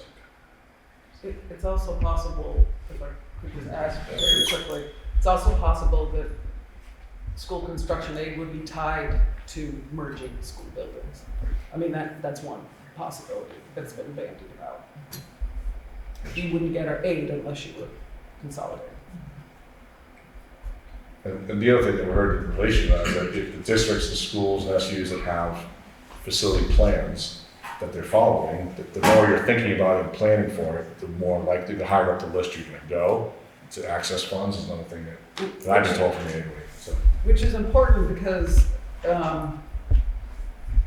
school districts all over the state are having the same conversation right now because of the need, the facilities needs that are going on in our statewide. So the districts who are taking this seriously and trying to move forward may have a higher chance of getting aid. And would they take into consideration the fact that Brookline and Newfane already merged and it's part of the state, or is that's a moot point now? I would expect it's a moot point now, but who knows? So in tying into that name and town, please. Sorry, Beth Baby Townsend. Thank you. In tying into that, in a sense, we will already be merged at that point. So are we still going to be eligible for those funds that are tying to merging schools? Will already be merged. So what would be the incentive for us for them to give us money if we're already merged? Well, yeah, I think the answer is that the emphasis is why this is a temporary situation. It's a short-term plan, not a long-term plan, in the sense that if there's these temporary buildings in a site set up there, that the idea is that this is step one, that there's a step two, and that rewarding us for moving into step one will help us get to step two. Kind of thinking. So. Yeah, go ahead. Allie McFalls, Newfane. So if in theory everybody votes yes and we want to move ahead, are we thinking that this would be like starting for the next year in the fall, that this would all be finished and finalized and moving on? Next year? That question has been asked a couple times. Yeah. I mean, with that in mind, for sure we'd be setting up our budget for FY26 with that in mind. But as Greg can tell you, this is an aggressive. Greg, do you want to discuss the timing a little bit? Sure. Yeah, I mean, the reality is it would be a very tight timeline. I think that we would probably plan to continue to operate Townsend until we knew exactly what that looked like. There's going to be a lot of permitting with the water sewer situations, and a lot of time and design to make sure that, where we place it, a lot of that stuff is going to drive where we place it. And then from there, then we can start to put, project specifications together to start to put things out to bid. So we would press on with the construction project as quick as we possibly could and be ready to move as soon as we possibly can. So it's hard to say without a yes vote, right? And without a design and without knowing, permitting we could get done in 6 weeks, or it could be 6 months. So.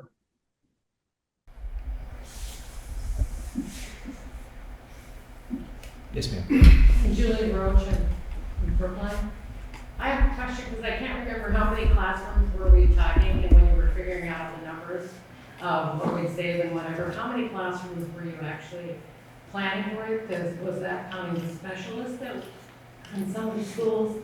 Because I noticed going back and forth between the two schools, some of the specialists don't even have room they have to work in another classroom. So if you put both of the schools together, where are they going to be exactly? And how are they going to be able to function? Are we adding that additional cost into that or not? Yeah, so the modular design that Stevens Associates came up for us, that there was sort of their, off the top of the head recommendation was an 8 classroom with bathrooms and offices in it. And so if you think about what's combined right now between Jamaica with 1 pre-K room and Townsend with pre-K through 5, so that's 7, 8, so that's the 8 classrooms.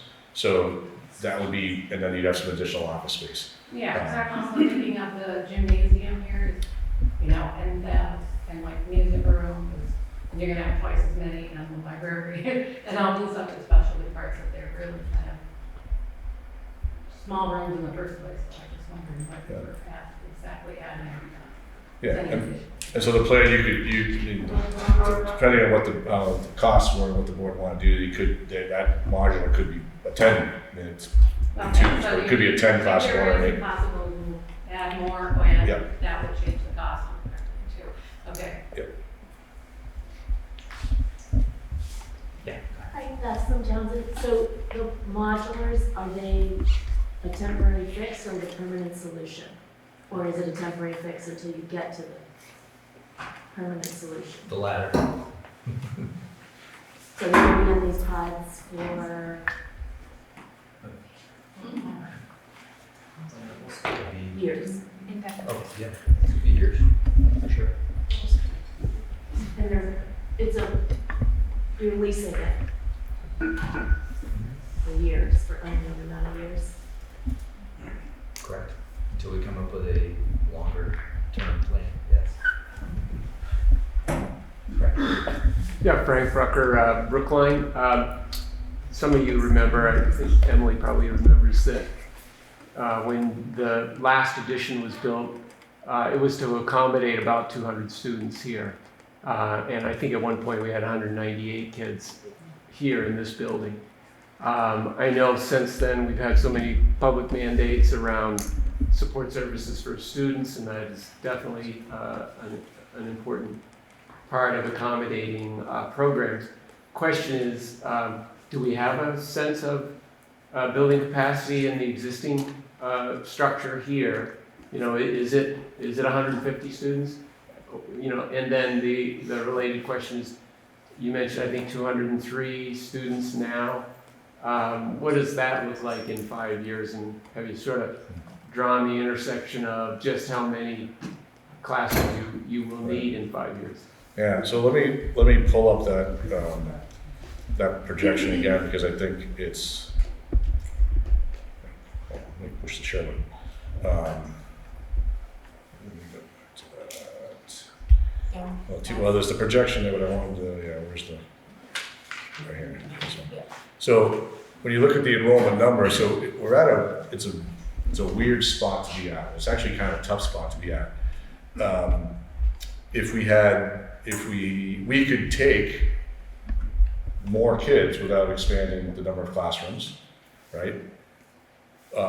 We could also lose 5 kids in each grade, 4 or 5 kids, and be at a place where it's still too big for a single classroom. So we're in this awkward middle place where we really need 2 classrooms per grade. So the projections don't show us getting to a place where we would be at 1 per. So it's kind of, I think that's what the board had wondered about when the initial enrollment showed decline. I was like, well, we're going to be at a place where it's going to be 22 kids in a class, and then they could be single classes, and then we don't need whatever. But I think at this point, because of the leveling out of the analysis, I think we're at this awkward spot. We're in around 30, where it's 2 groups of 15. 30 is too big for one, and you can add 10 kids, still be at 2 groups of 20. So you can add kids and have your cost go down per kid, but you could also lose kids, have your cost go up per kid, and not be able to shave it down. So it's just that it's an awkward enrollment number, I guess is the best way to put it. when you're small, you don't have the economy of scale that you would with a bigger place. I spent recently a time at a conference with folks from all over the country who were talking about class sizes and the idea that reducing or adding 2 kids to every class could save them thousands and thousands of dollars because they cut a couple of teachers and just take the kids and redistribute them between all the 3rd grade classrooms. So I was like, that doesn't really work for us because of our size. So I don't know if that answers what you were getting at, but It gives me a sense, but do we have a sense of building capacity here? In terms of 150 kids, is it 170? Is it 130? Do we have that? Yeah, I would say that if you took the number of, so we have K through 5 here, so we have 6 grades, that if you had 20 per grade, that you could fit that pretty easily, right? But anything above that, you're gonna have bigger class sizes that might be concerning parents. So I think that's probably in that neighborhood of what the capacity would be. What it's engineered for, I don't know, but clearly if you had 200, you had much bigger classes, I'm guessing, at that point as well.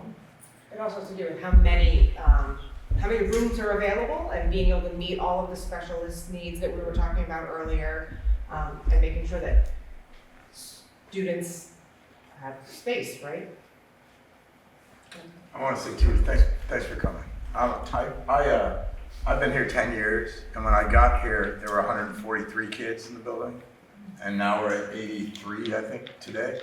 So I agree with what Bob just said. We're in this weird spot where right now, we could have 5 extra kids maybe per class. We could do that, but we can't take 15 kids per class, and that really is the nature of it. We could try to reconfigure and have multi-grade classrooms, but that really doesn't work for us in terms of our curriculum and in terms of what we're trying to do with their children and their learning. So really, we are kind of stuck because of that, because of the numbers. We have about 30 kids per grade between the 2 buildings, and I would love to balance them more, and I would love to be able to socialize them and make choices around who's in which classroom in a way that would affect kids. It would be great, but at this point we can't fit them all here, so it's just we're kind of stuck.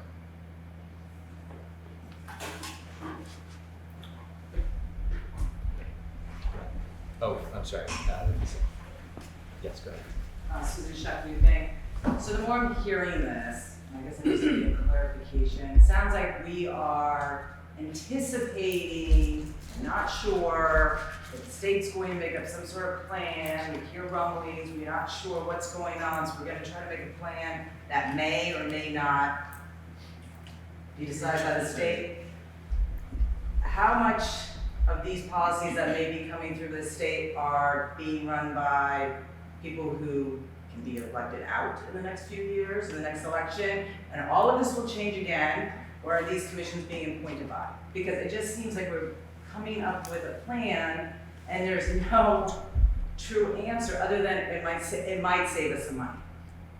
Because if it's a might, I'm hearing a might, and could save us some money. The state still may raise our taxes, it doesn't matter how much money we save. And we're gonna keep the kids indefinitely in modules until we can find out if the state will let us build somewhere, if we can find a better place. I mean, that seems like a lot of ifs and maybes. That's what I'm hearing, maybe I'm hearing it wrong. Well, I could just say, I think there's gonna be savings, because minimally, with no other changes at all, you'd have 2 buildings that we would be operating. But that doesn't necessarily mean the state won't raise our taxes anyway. If they were gonna get raised anyway, they were gonna get raised anyway, for sure, right? Yes. Yes, the question is, can you control any of it? Can you control the rate at which they increase, is really what you're talking about, and that's the hard part, right? Because you don't know what they're gonna do, but this problem, I mean, the problem that's been created, that we've all created collectively, is that we have 4 buildings in this district that are all in need of lots of repair. Some more than others, right? Some very close to useful life projections that have had deferred maintenance for decades, because the boards have made choices to put kids programming before building repairs. And now it's catching up with us a little bit, so we have to pivot and think about what does the next 50 years look like. And so this step is sort of phase 1 of getting to that next 50-year And I do think that it's good to point out that the education fund in general we're overtaxing, that's the wrong word to use there.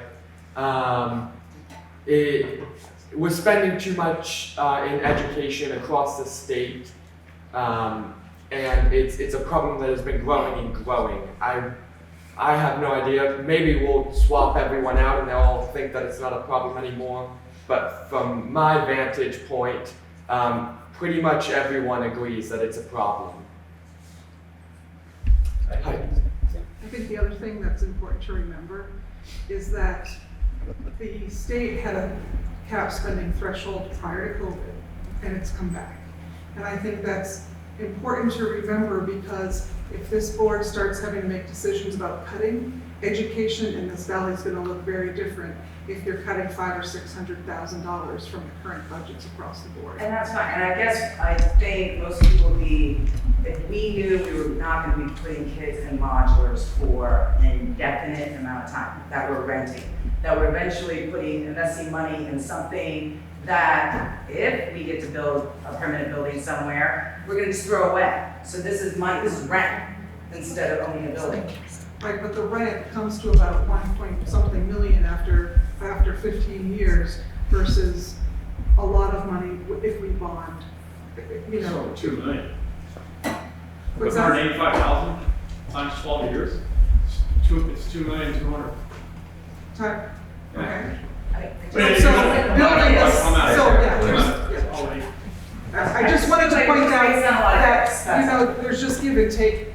If this board feels like taxes are gonna go through the roof and people are gonna start voting down budgets, that the education that you have with the people in the building is gonna have to change, because the budgets are heavy on salaries, and there's not a lot of other places to cut. I mean, I've looked at the budgets, there's not a lot of fluff in the budgets in our valley. I also just want to, I hear a lot about, a lot of concern about it being modular classroom space versus new construction space. And I think that there is likely a little bit of holdover of what a modular maybe used to be versus what that construction is like now. I mean, we're not talking about a construction trailer. This is a building with walls and windows and lots of light and heat and plumbing and all of the things. We're not putting kids in trailers forever. That's definitely not the plan. And I know that other places in our SU and certainly other places in Vermont have used modular buildings that students have loved. And I've heard reports that students actually really enjoy them because they are newer and have nice windows and lots of light. So, you know, I do think that there's, it's a hard leap to make. I think it was for me initially as well. But I think that what that final thing is not an unnice thing.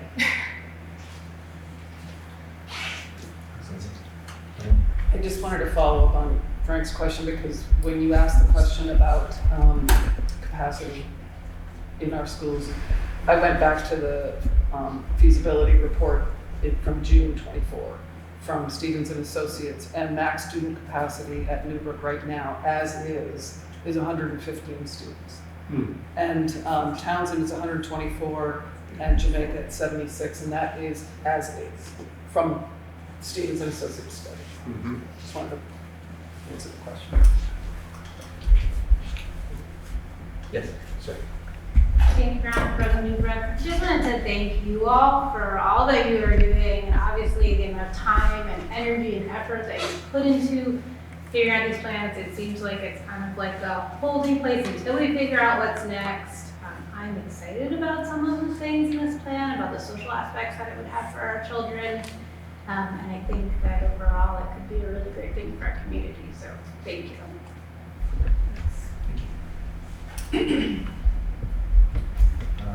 Let's see. I haven't spoke out of turn. Not I was assisting other community members. Warren Beatty Townsend. So we've recently, in the last couple of years, sunk a fair chunk of money into Townsend, right? I mean, some of the things that are on your list have actually been fixed.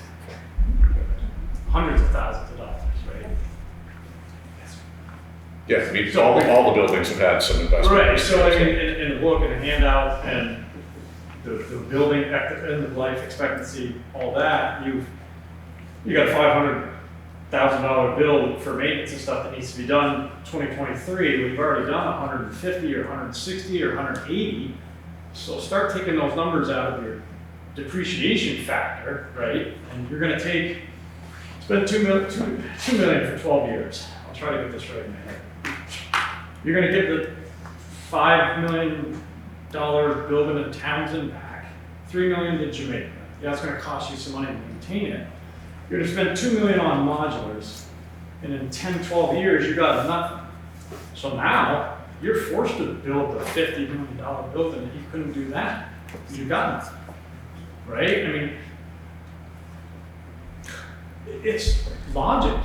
It's money. It seems like you're saving it now, but you're. You can finish. But just no.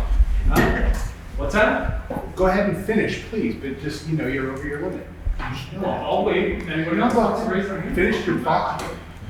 It's not, you're the only one who treats it as instant porn. Is what? You're the only one who's ever stopped when I held up the sign. So, I'm sorry. It's more like the yellow light than the red light, so. He doesn't know what to do with something. Yeah. No, I feel like we're trying to save money. We're realistically not going anywhere for at least a year and a half. You get Act 250 involved, you're probably a 3-year build. If Act 250 is involved, look at Dummerston. They put you through the ringer. So if you have to get Act 250 involved, which I don't know, you don't know, nobody's confirmed that. It's a definitely hurdle that is huge. So, would we maybe be best off, now that we've put a few $100,000 into each of these other buildings that were so degrading and so pathetic, that they're going to fall right around our students, and now that we put some of that in it, do we have another year or two to see what the state comes up with, knowing you're trying to consolidate, you're trying to do the best thing, by that time? Instead of putting $1 million in now to think you're going to save a couple million, and then in 12 years, 10 years, your hand's forced.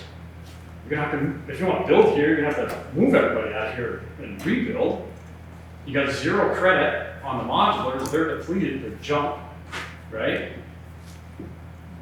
I'm going to be around, but our grandkids are going to love me for that. But one last thing I wanted to ask is a question. If any one of the towns vote no, and she's brought it up, I haven't really got you guys haven't given a definitive answer.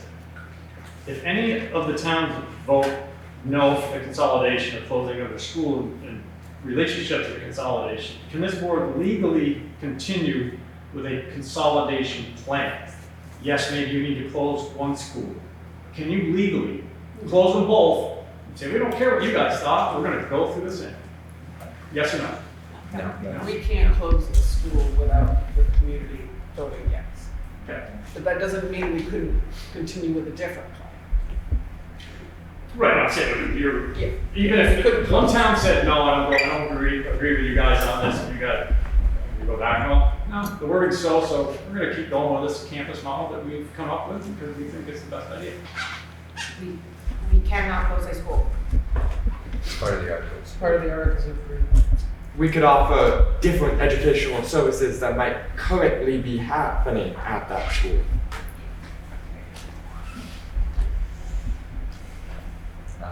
Let's see, are we 2 seconds? Has anybody not asked a question for the first time or made a comment?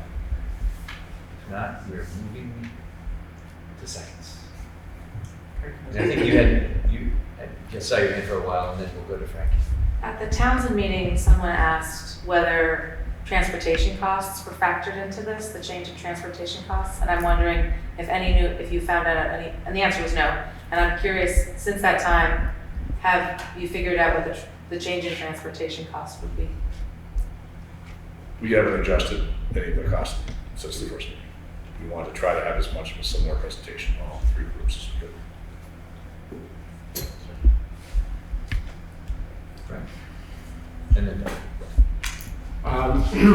I have kind of more of maybe an opinion to share than a question, but maybe there's a question and that is in listening to the conversation. The board's probably aware, I'm sure Heidi's aware, out of over 200 school districts in the state of Vermont, we have the good fortune of being in the top 10% of the state in tax liability in terms of what the district sets. So I imagine that's not new news. Top 10%. So we have the benefit of thanking Wyndham for being number 2 in the state, highest taxes in this state for school property. And then Brookline's like number 12, Townsend, number 12, 13, Newfane. So we are very high spenders in the state relative to our peers. And it will get, as Heidi referred to, a whole lot worse with Act 183 and the spending penalty.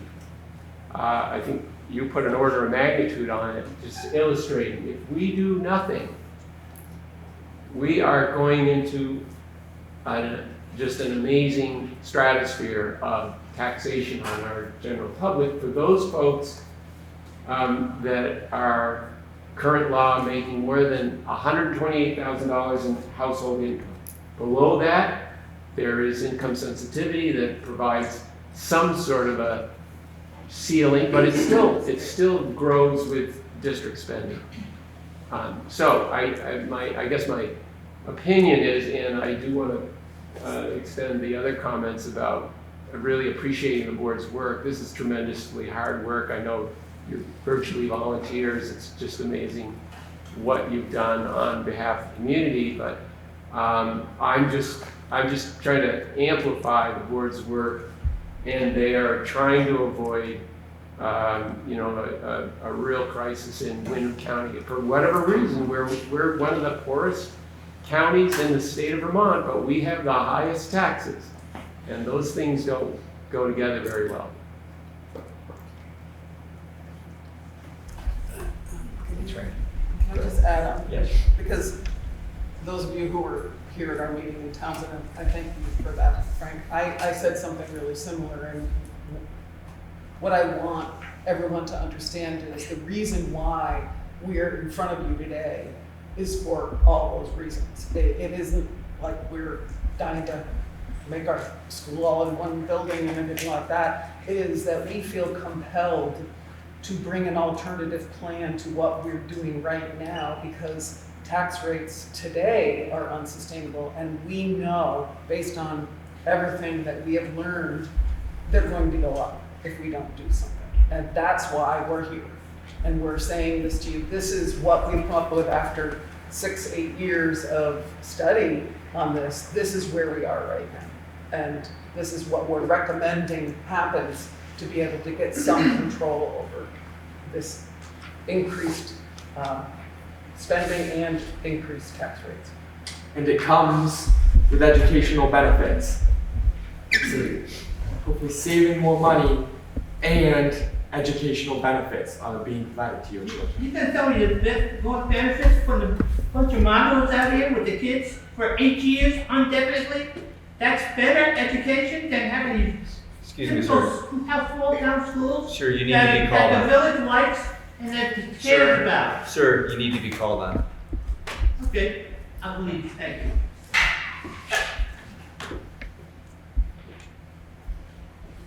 Yes, ma'am. Kaya, Newfane, I feel like I'm hearing a lot of, through the years, the schools have all been like, oh, well, we need all these maintenance things, but children's education is more important, so we keep saying no to them. And now we're at a point where we need a Band-Aid, or like we need a a cure for the problem, but we're doing is putting another Band-Aid on the problem by just slapping some modulars out there. Not saying that the modulars aren't nice, because they sound like, you know, a nice thing rather than like a utility trailer. It's not a utility trailer. We're getting a nice furnished building that is just considered temporary, but it's still just a Band-Aid. We're still waiting, hoping that the state comes down with like a cure for the problem that we don't know about. And I feel like that's what a lot of people are struggling with, because we don't know what's gonna happen. You don't know what's gonna happen, but it's like how can we vote and figure out what we wanna do when we just get a Band-Aid? Might be a really nice, fluffy Band-Aid, but. Go ahead. No, go ahead. So what we do know is that taxes will always go up, right? What we do know is that every conversation that is being held at the state level, we don't have an answer on it, but we certainly know what direction everybody is leaning.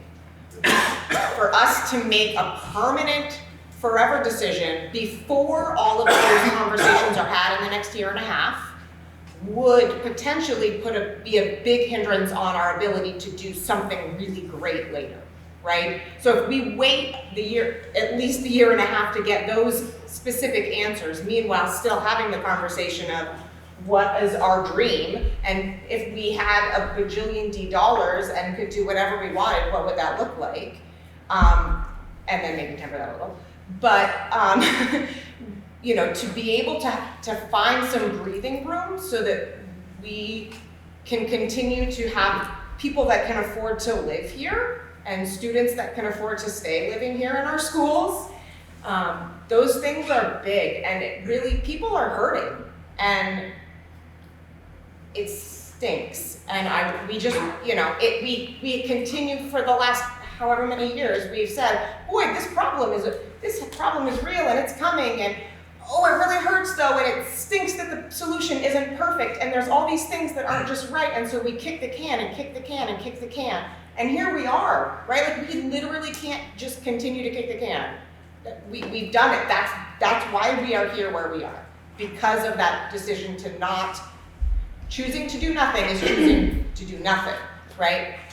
To live with that increase continually. And here we are. It just is becoming harder and harder. Anyway, okay. I would just also say that without knowing what the state's going to do, and then also things that we can't control, like healthcare costs, et cetera, we're trying to take control of the narrative of our direction and our destiny, instead of allowing it to just happen to us. So that's what we're trying to do. John? So I'm just pointing that we do have a couple of Zoom ones, Thank but you. Yeah, go ahead. No, go ahead, John. Charlie Ezekiel, Brookline. I think we've got to separate the two issues. If I could play chair for a minute, you gotta have the issue of, are we going to do something, and then the issue of what it looks like later.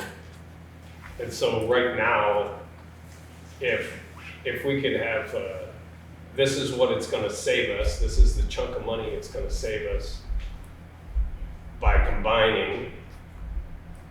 That would be something hard fact that we could look at. And then, yes, there's some mystery cloud out here that's going to come from the state. And so if we're going to, next week or whatever, go to a vote, I think you got to separate the issue and have it that something's coming, right? Like an Act 46, right? That just came, that combined a bunch of schools where we're going to be forced into doing this.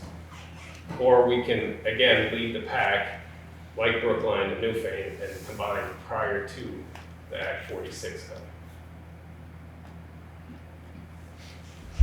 Thanks, Jack. Scotty, anybody? Abigail Pelton. Sorry, what's her name? Abigail. Abigail Pelton. Okay. Hi, yes, can you hear me? Yes. Thank you. Abigail Pelton from Wyndham.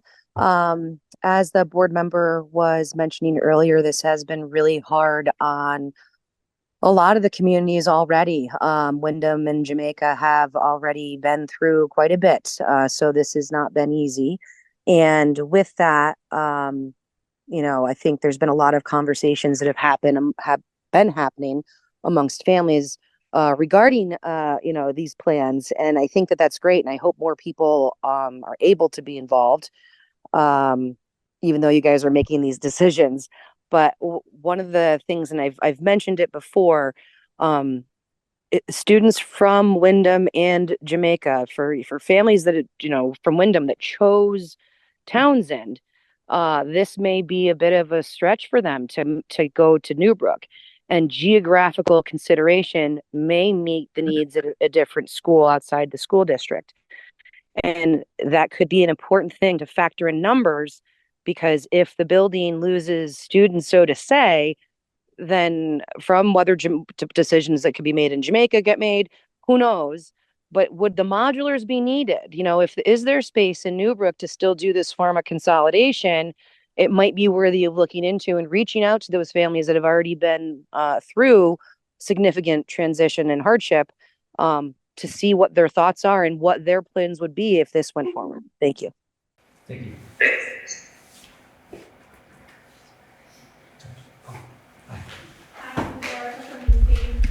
So I understand this is going to vote through the towns. Is Newfane getting a say that yes, we want this to happen at our school, and Brookline, I suppose, as well, as they've already combined? Are they getting a say? And if so, if they say no, we don't want this, combining here at our school, what's the plan for that?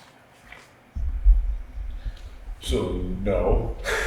The short answer is no, again, because the vote is to close a school, and the voters in Newfane and Brookline are not being asked to close a school.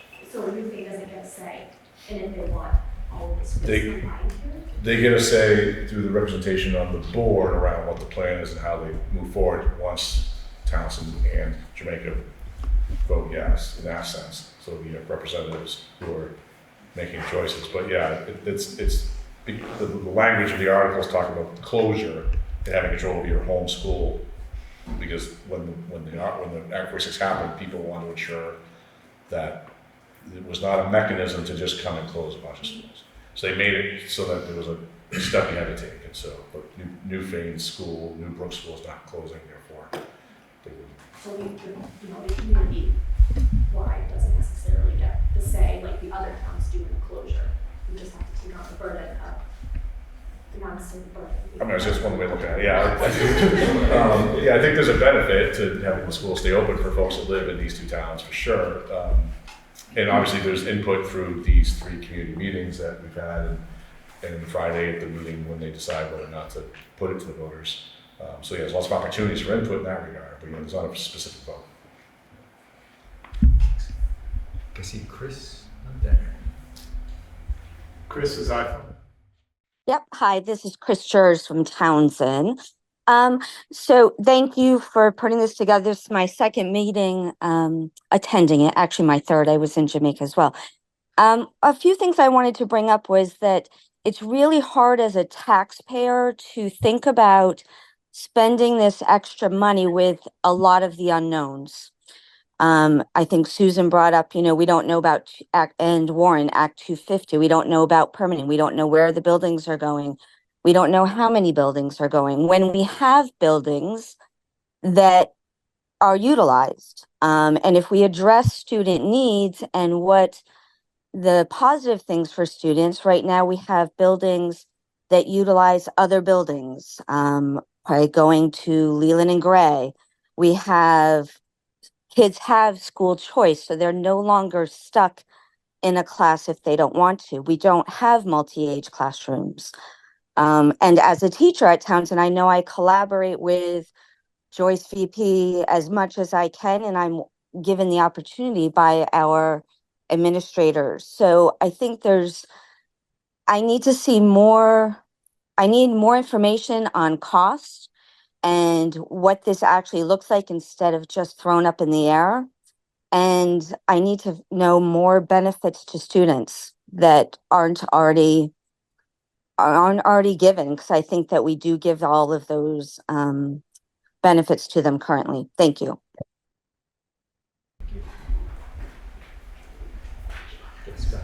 More stats, Brookline. My questions are more I guess like small scale, but are all the schools already teaching the same curriculum? They all teach the same. And what's happening with pre-K? Is that moving, would that be moving here as well? So, yeah, the model does have a Okay, I pre-K missed it through again, 5 so. here, I think I saw Michael. Yeah, Michael E. Michael from Wyndham. So I'm hearing a lot about this long-term plan, and I'm actually very interested. Sounds like it's pre-K through 12. You don't know necessarily where or when or what. I don't know. It sounds like the board has a general idea of what the idea is. I'd be very interested in hearing more. And I'm wondering if it sounds like, by all accounts, permitting might take a while. So that realistically wouldn't necessarily put students in one location for next year. And if that's the case, perhaps maybe we're jumping the gun. If there is, in fact, a long-term plan that seems feasible and that the board is considering and thinking about and just hasn't disclosed yet because they're not sure how to come up with whatever, $70 million or whatever the magic number is, I'm wondering if it might be more appropriate to take the $180,000 for lease and the $655,000 that you're going to offset in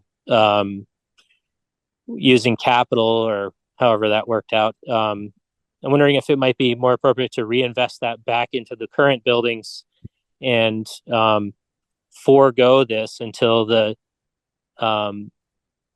folks of these towns that are going to be affected have an idea what the long-term plan is and therefore can see the benefit of, or like a stopgap plan while we figure out how to come up with $700 million.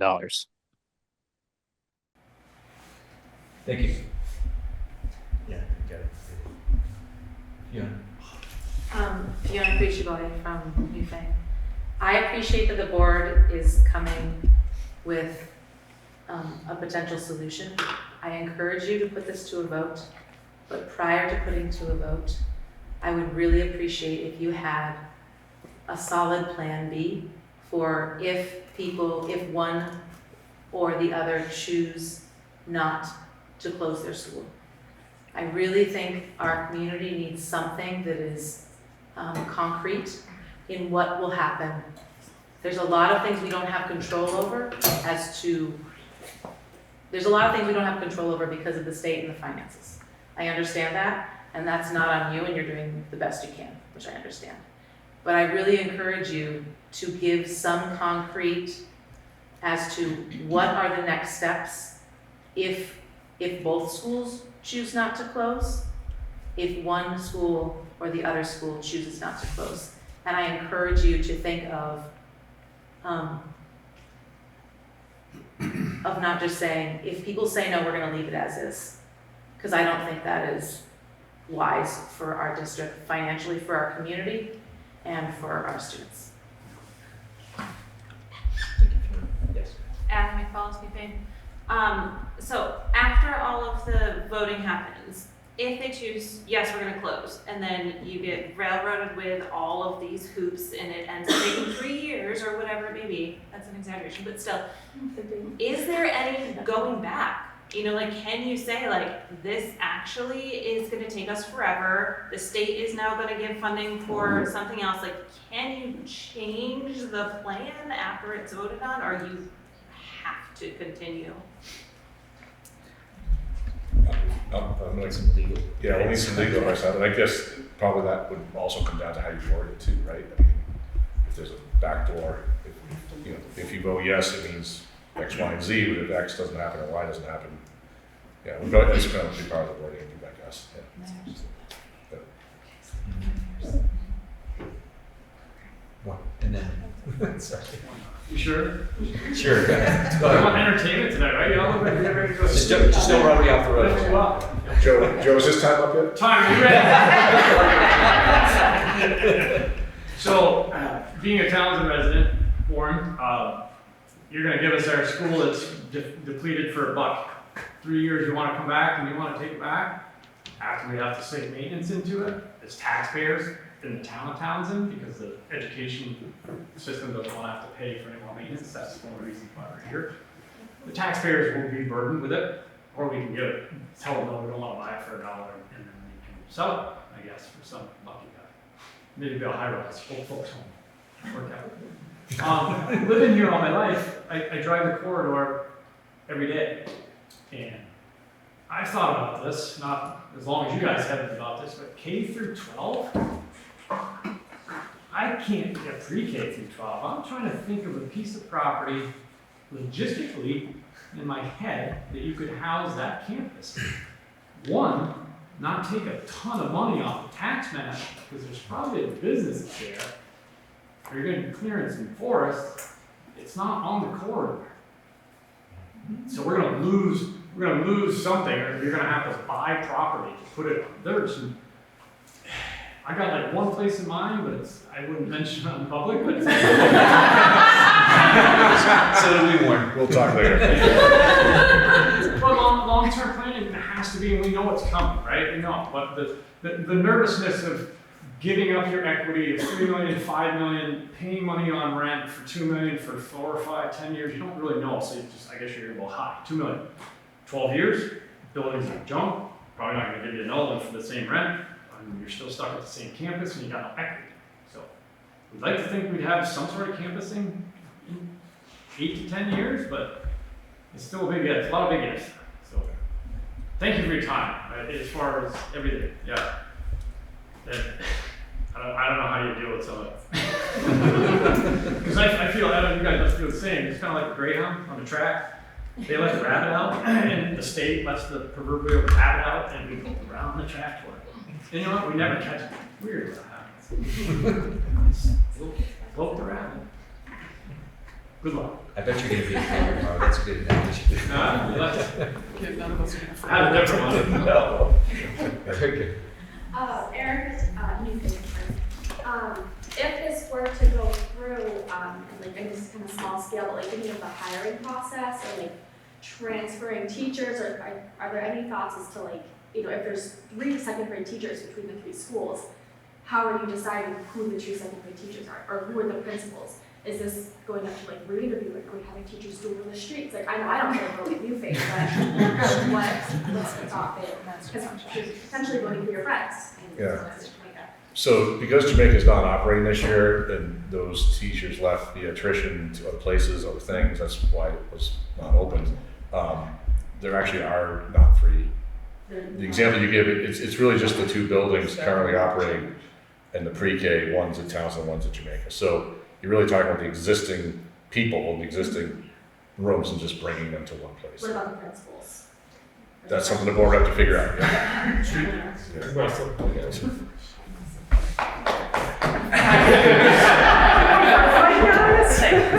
Hi, in the face. One part on that is you can always do a vice principal and a principal and just kind of have them share the duties to level it out for all of them. I know I went to school in Bells Falls, middle school over there, and we had a vice principal and a principal. And honestly, a principal and a vice principal are like my best friends. We shared Starburst all the time.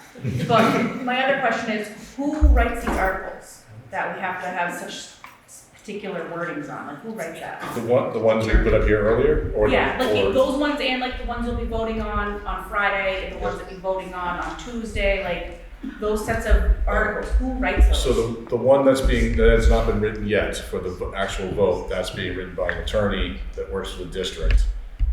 He's reviewing it with the articles of agreement that we showed you earlier with him, so he's making sure that it's legal. As far as the articles of agreement go, Written by attorney. Written by an attorney, so, You know, it's always attorneys. We developed the articles of agreement, and then they were written, clarified by attorney. Yeah. I mean, it's a legally binding document that created a new entity, so you had to have it be legit.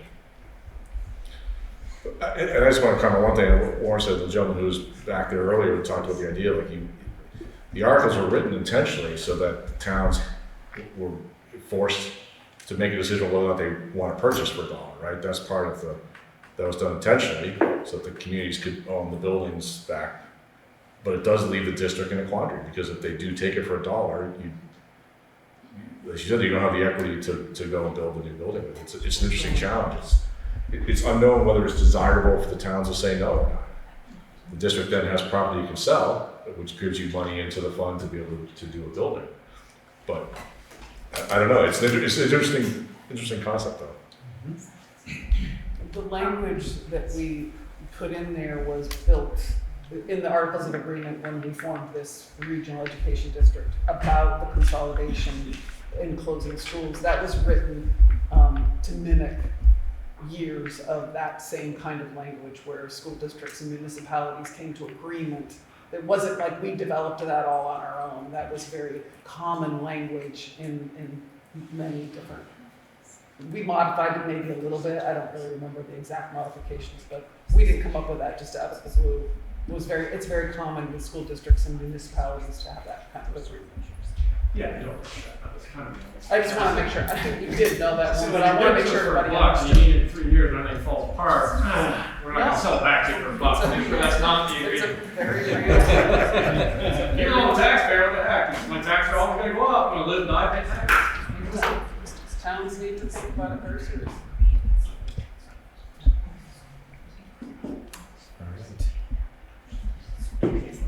I guess I have one more little Okay. question. You're the So, last hi, new thing. When you're saying how you're gonna be saving a certain amount of money per year if we do the modules and that everything goes through, is that physical money that's being set aside saved, or that's just money, well, we didn't need it, so we didn't have to ask for it, kind of a thing? Number two. Number two, okay. Because it's safe, I mean, it clearly wouldn't be option one because that'd make too much sense, or, you know, a nice way. Because that money would then be able to be saved to put aside for your long-term giant building that you're gonna build in the trees. Somewhere in Gould County. You look at this. No one knows capacity. this. Yeah. Just a comment, it feels like Beth Cutts Townsend. It just feels like you're asking us to vote with a lot of unknowns. Unlike this particular way of doing it this way. It's a lot of unknowns and it's a lot of money.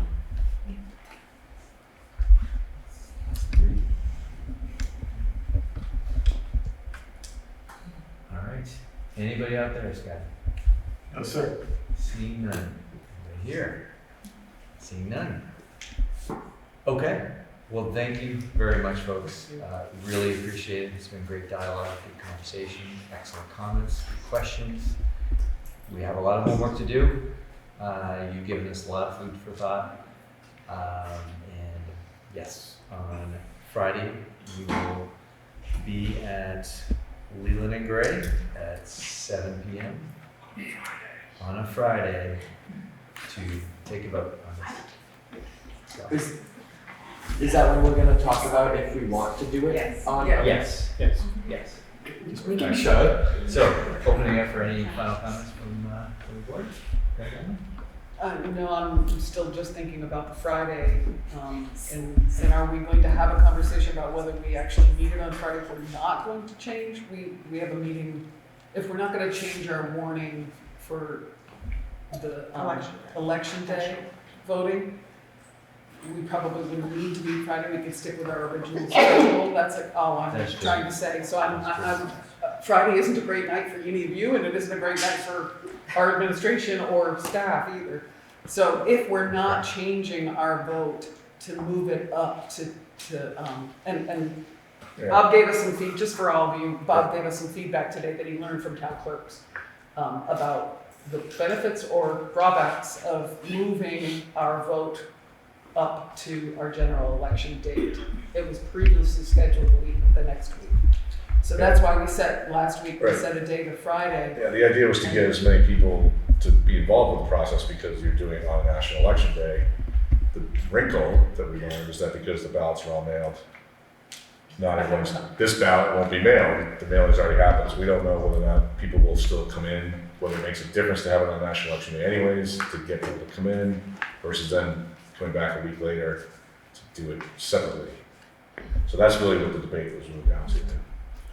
Any thoughts on how much our town clerks will hate us if we cause back-to-back elections? I think both have different challenges to them. You know, the first, doing it on election day was a challenge because they're not gonna have the capacity to do counting that night. So the count, we wouldn't actually know the results until the next night. They had to delay the counting because they have to deal with the national tabulation first, the state stuff. So that's a drawback for sure. But you know, and I think the drawback for us to think about is will people not come and vote on this because they've just mailed in their ballots, and therefore you end up with less people turning out.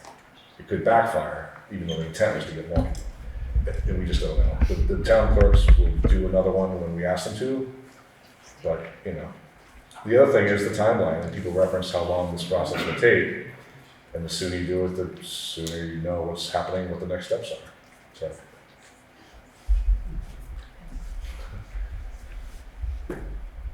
I got a list of questions that we'll need to answer. That's all I'm saying. So do we give ourselves a few extra days and that extra week for a vote? Can we or ask not? what people think? Sure. I'm curious what everybody else thinks. We're up here like, well, I think people are gonna do this, and I think people are gonna do that, and I'm curious what you all might do. We want I think the I was best hold on, I think you guys are having like your own meetings. That's a respectable student thing now.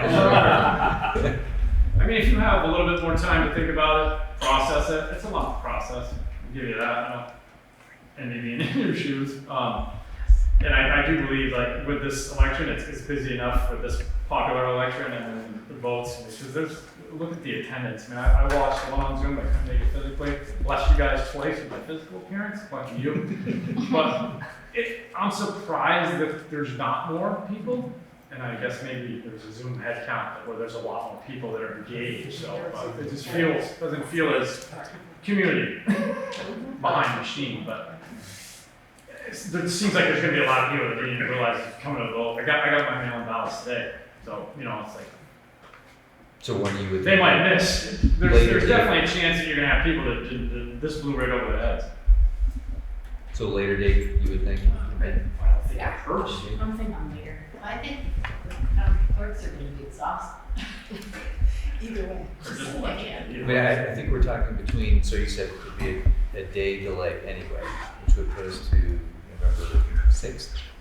Right? Well, no, because of the weekend. So if you're waiting until Monday night to do it, it's actually 3 days. No, sorry, if we did. Oh, counting, yeah, you wouldn't know until the next night. Which would be the 6th. Yeah.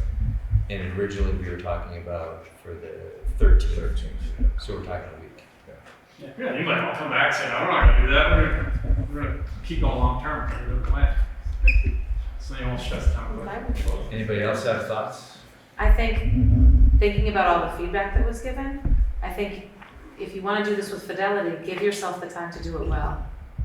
And if you rush this because you want to get it on election day, then things that may not go as well as you want it to. Give yourself the time to do it right. I agree with that. I also think there could be changes in the first 100 days from January 20th, so that may affect that. Interesting. Thanks, John. Well, The only thing I'll add before you go ahead. take that motion to adjourn, I guess you decide what you're going to do, but yeah. I did text our engineer to find out about their likelihood of Act 250 permitting here. And his response was Leland and Gray for sure. Townsend maybe because of the proximity to Leland and Gray. It's a tough one, he said, but Jamaica and Newport, fairly sure they do not have Act 250 permits, so would not require it. Fairly sure is not 100% sure, but this is what it does, and so. Act 250, yeah. Pretty sure the engineer. Is that from your attorney? No. Well done. Would you like to answer? No, some of the engineer, Russ Stevens, he doesn't believe that would be an issue with it all. Or Jamaica's got 2 sites. And not for the modulars either? As long as you're still operating as a school, it would. So, again, fairly sure. Right, it's not a full-scale permit, it's an amendment to the permit. But if there's not an existing permit, is what he's saying. So, there's not existing, like Leland Gray has existing stuff. So you'd have to do something there to amend it, but if it's not existing one, you might not have to. We agreed to go through Act 250 with one of our additions at Wheel and Fresh. But we'll find out for sure. For sure.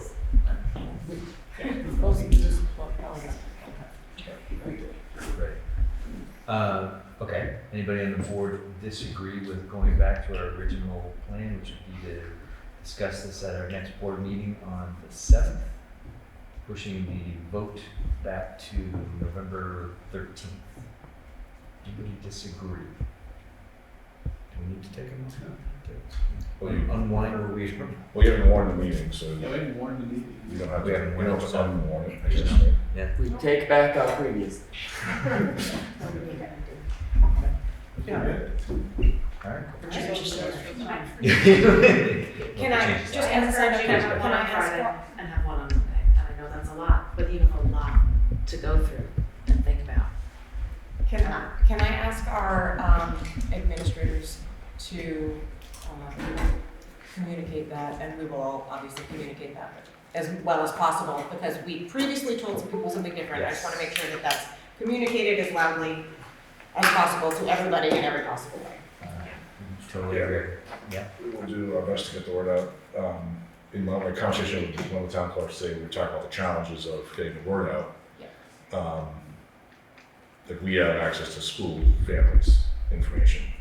After that, we can send it to town clerks and ask them to share with their listservs or Facebook pages or whatever, but that's really, we don't have a town, a full, reach, but we can do our families and then send it to town clerks. Hi, this is Nicole Walter.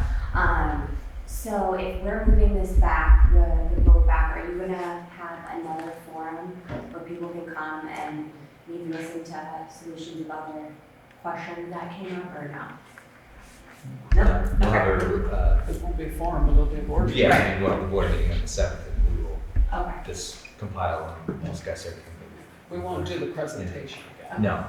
It's public, it's a public meeting. Yes. Yes. So you can go join Zoom. Yes. Yeah. After your decision on your next board meeting, how will you share that, outside of people being able to come to the meeting, how will you share that information to the community? I'm sure Yeah, we'll do the former. Yeah, I mean, if it ends up with a vote being set up, then we'd be communicating and broadcasting about the vote. And So you as the superintendent would send out the information to all of the school? well, again, to school families, because that's the only Yep. contact information we have, but then we would share with the towns and ask them to share as well through their networking. And the board members can do it on Facebook and Front Porch Forum and all that kind of stuff.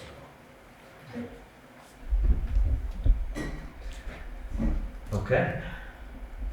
All right, I will entertain that final motion. Motion to adjourn. Have a second? Okay. All those in favor say aye. Aye. Thank you, everybody. Thank you.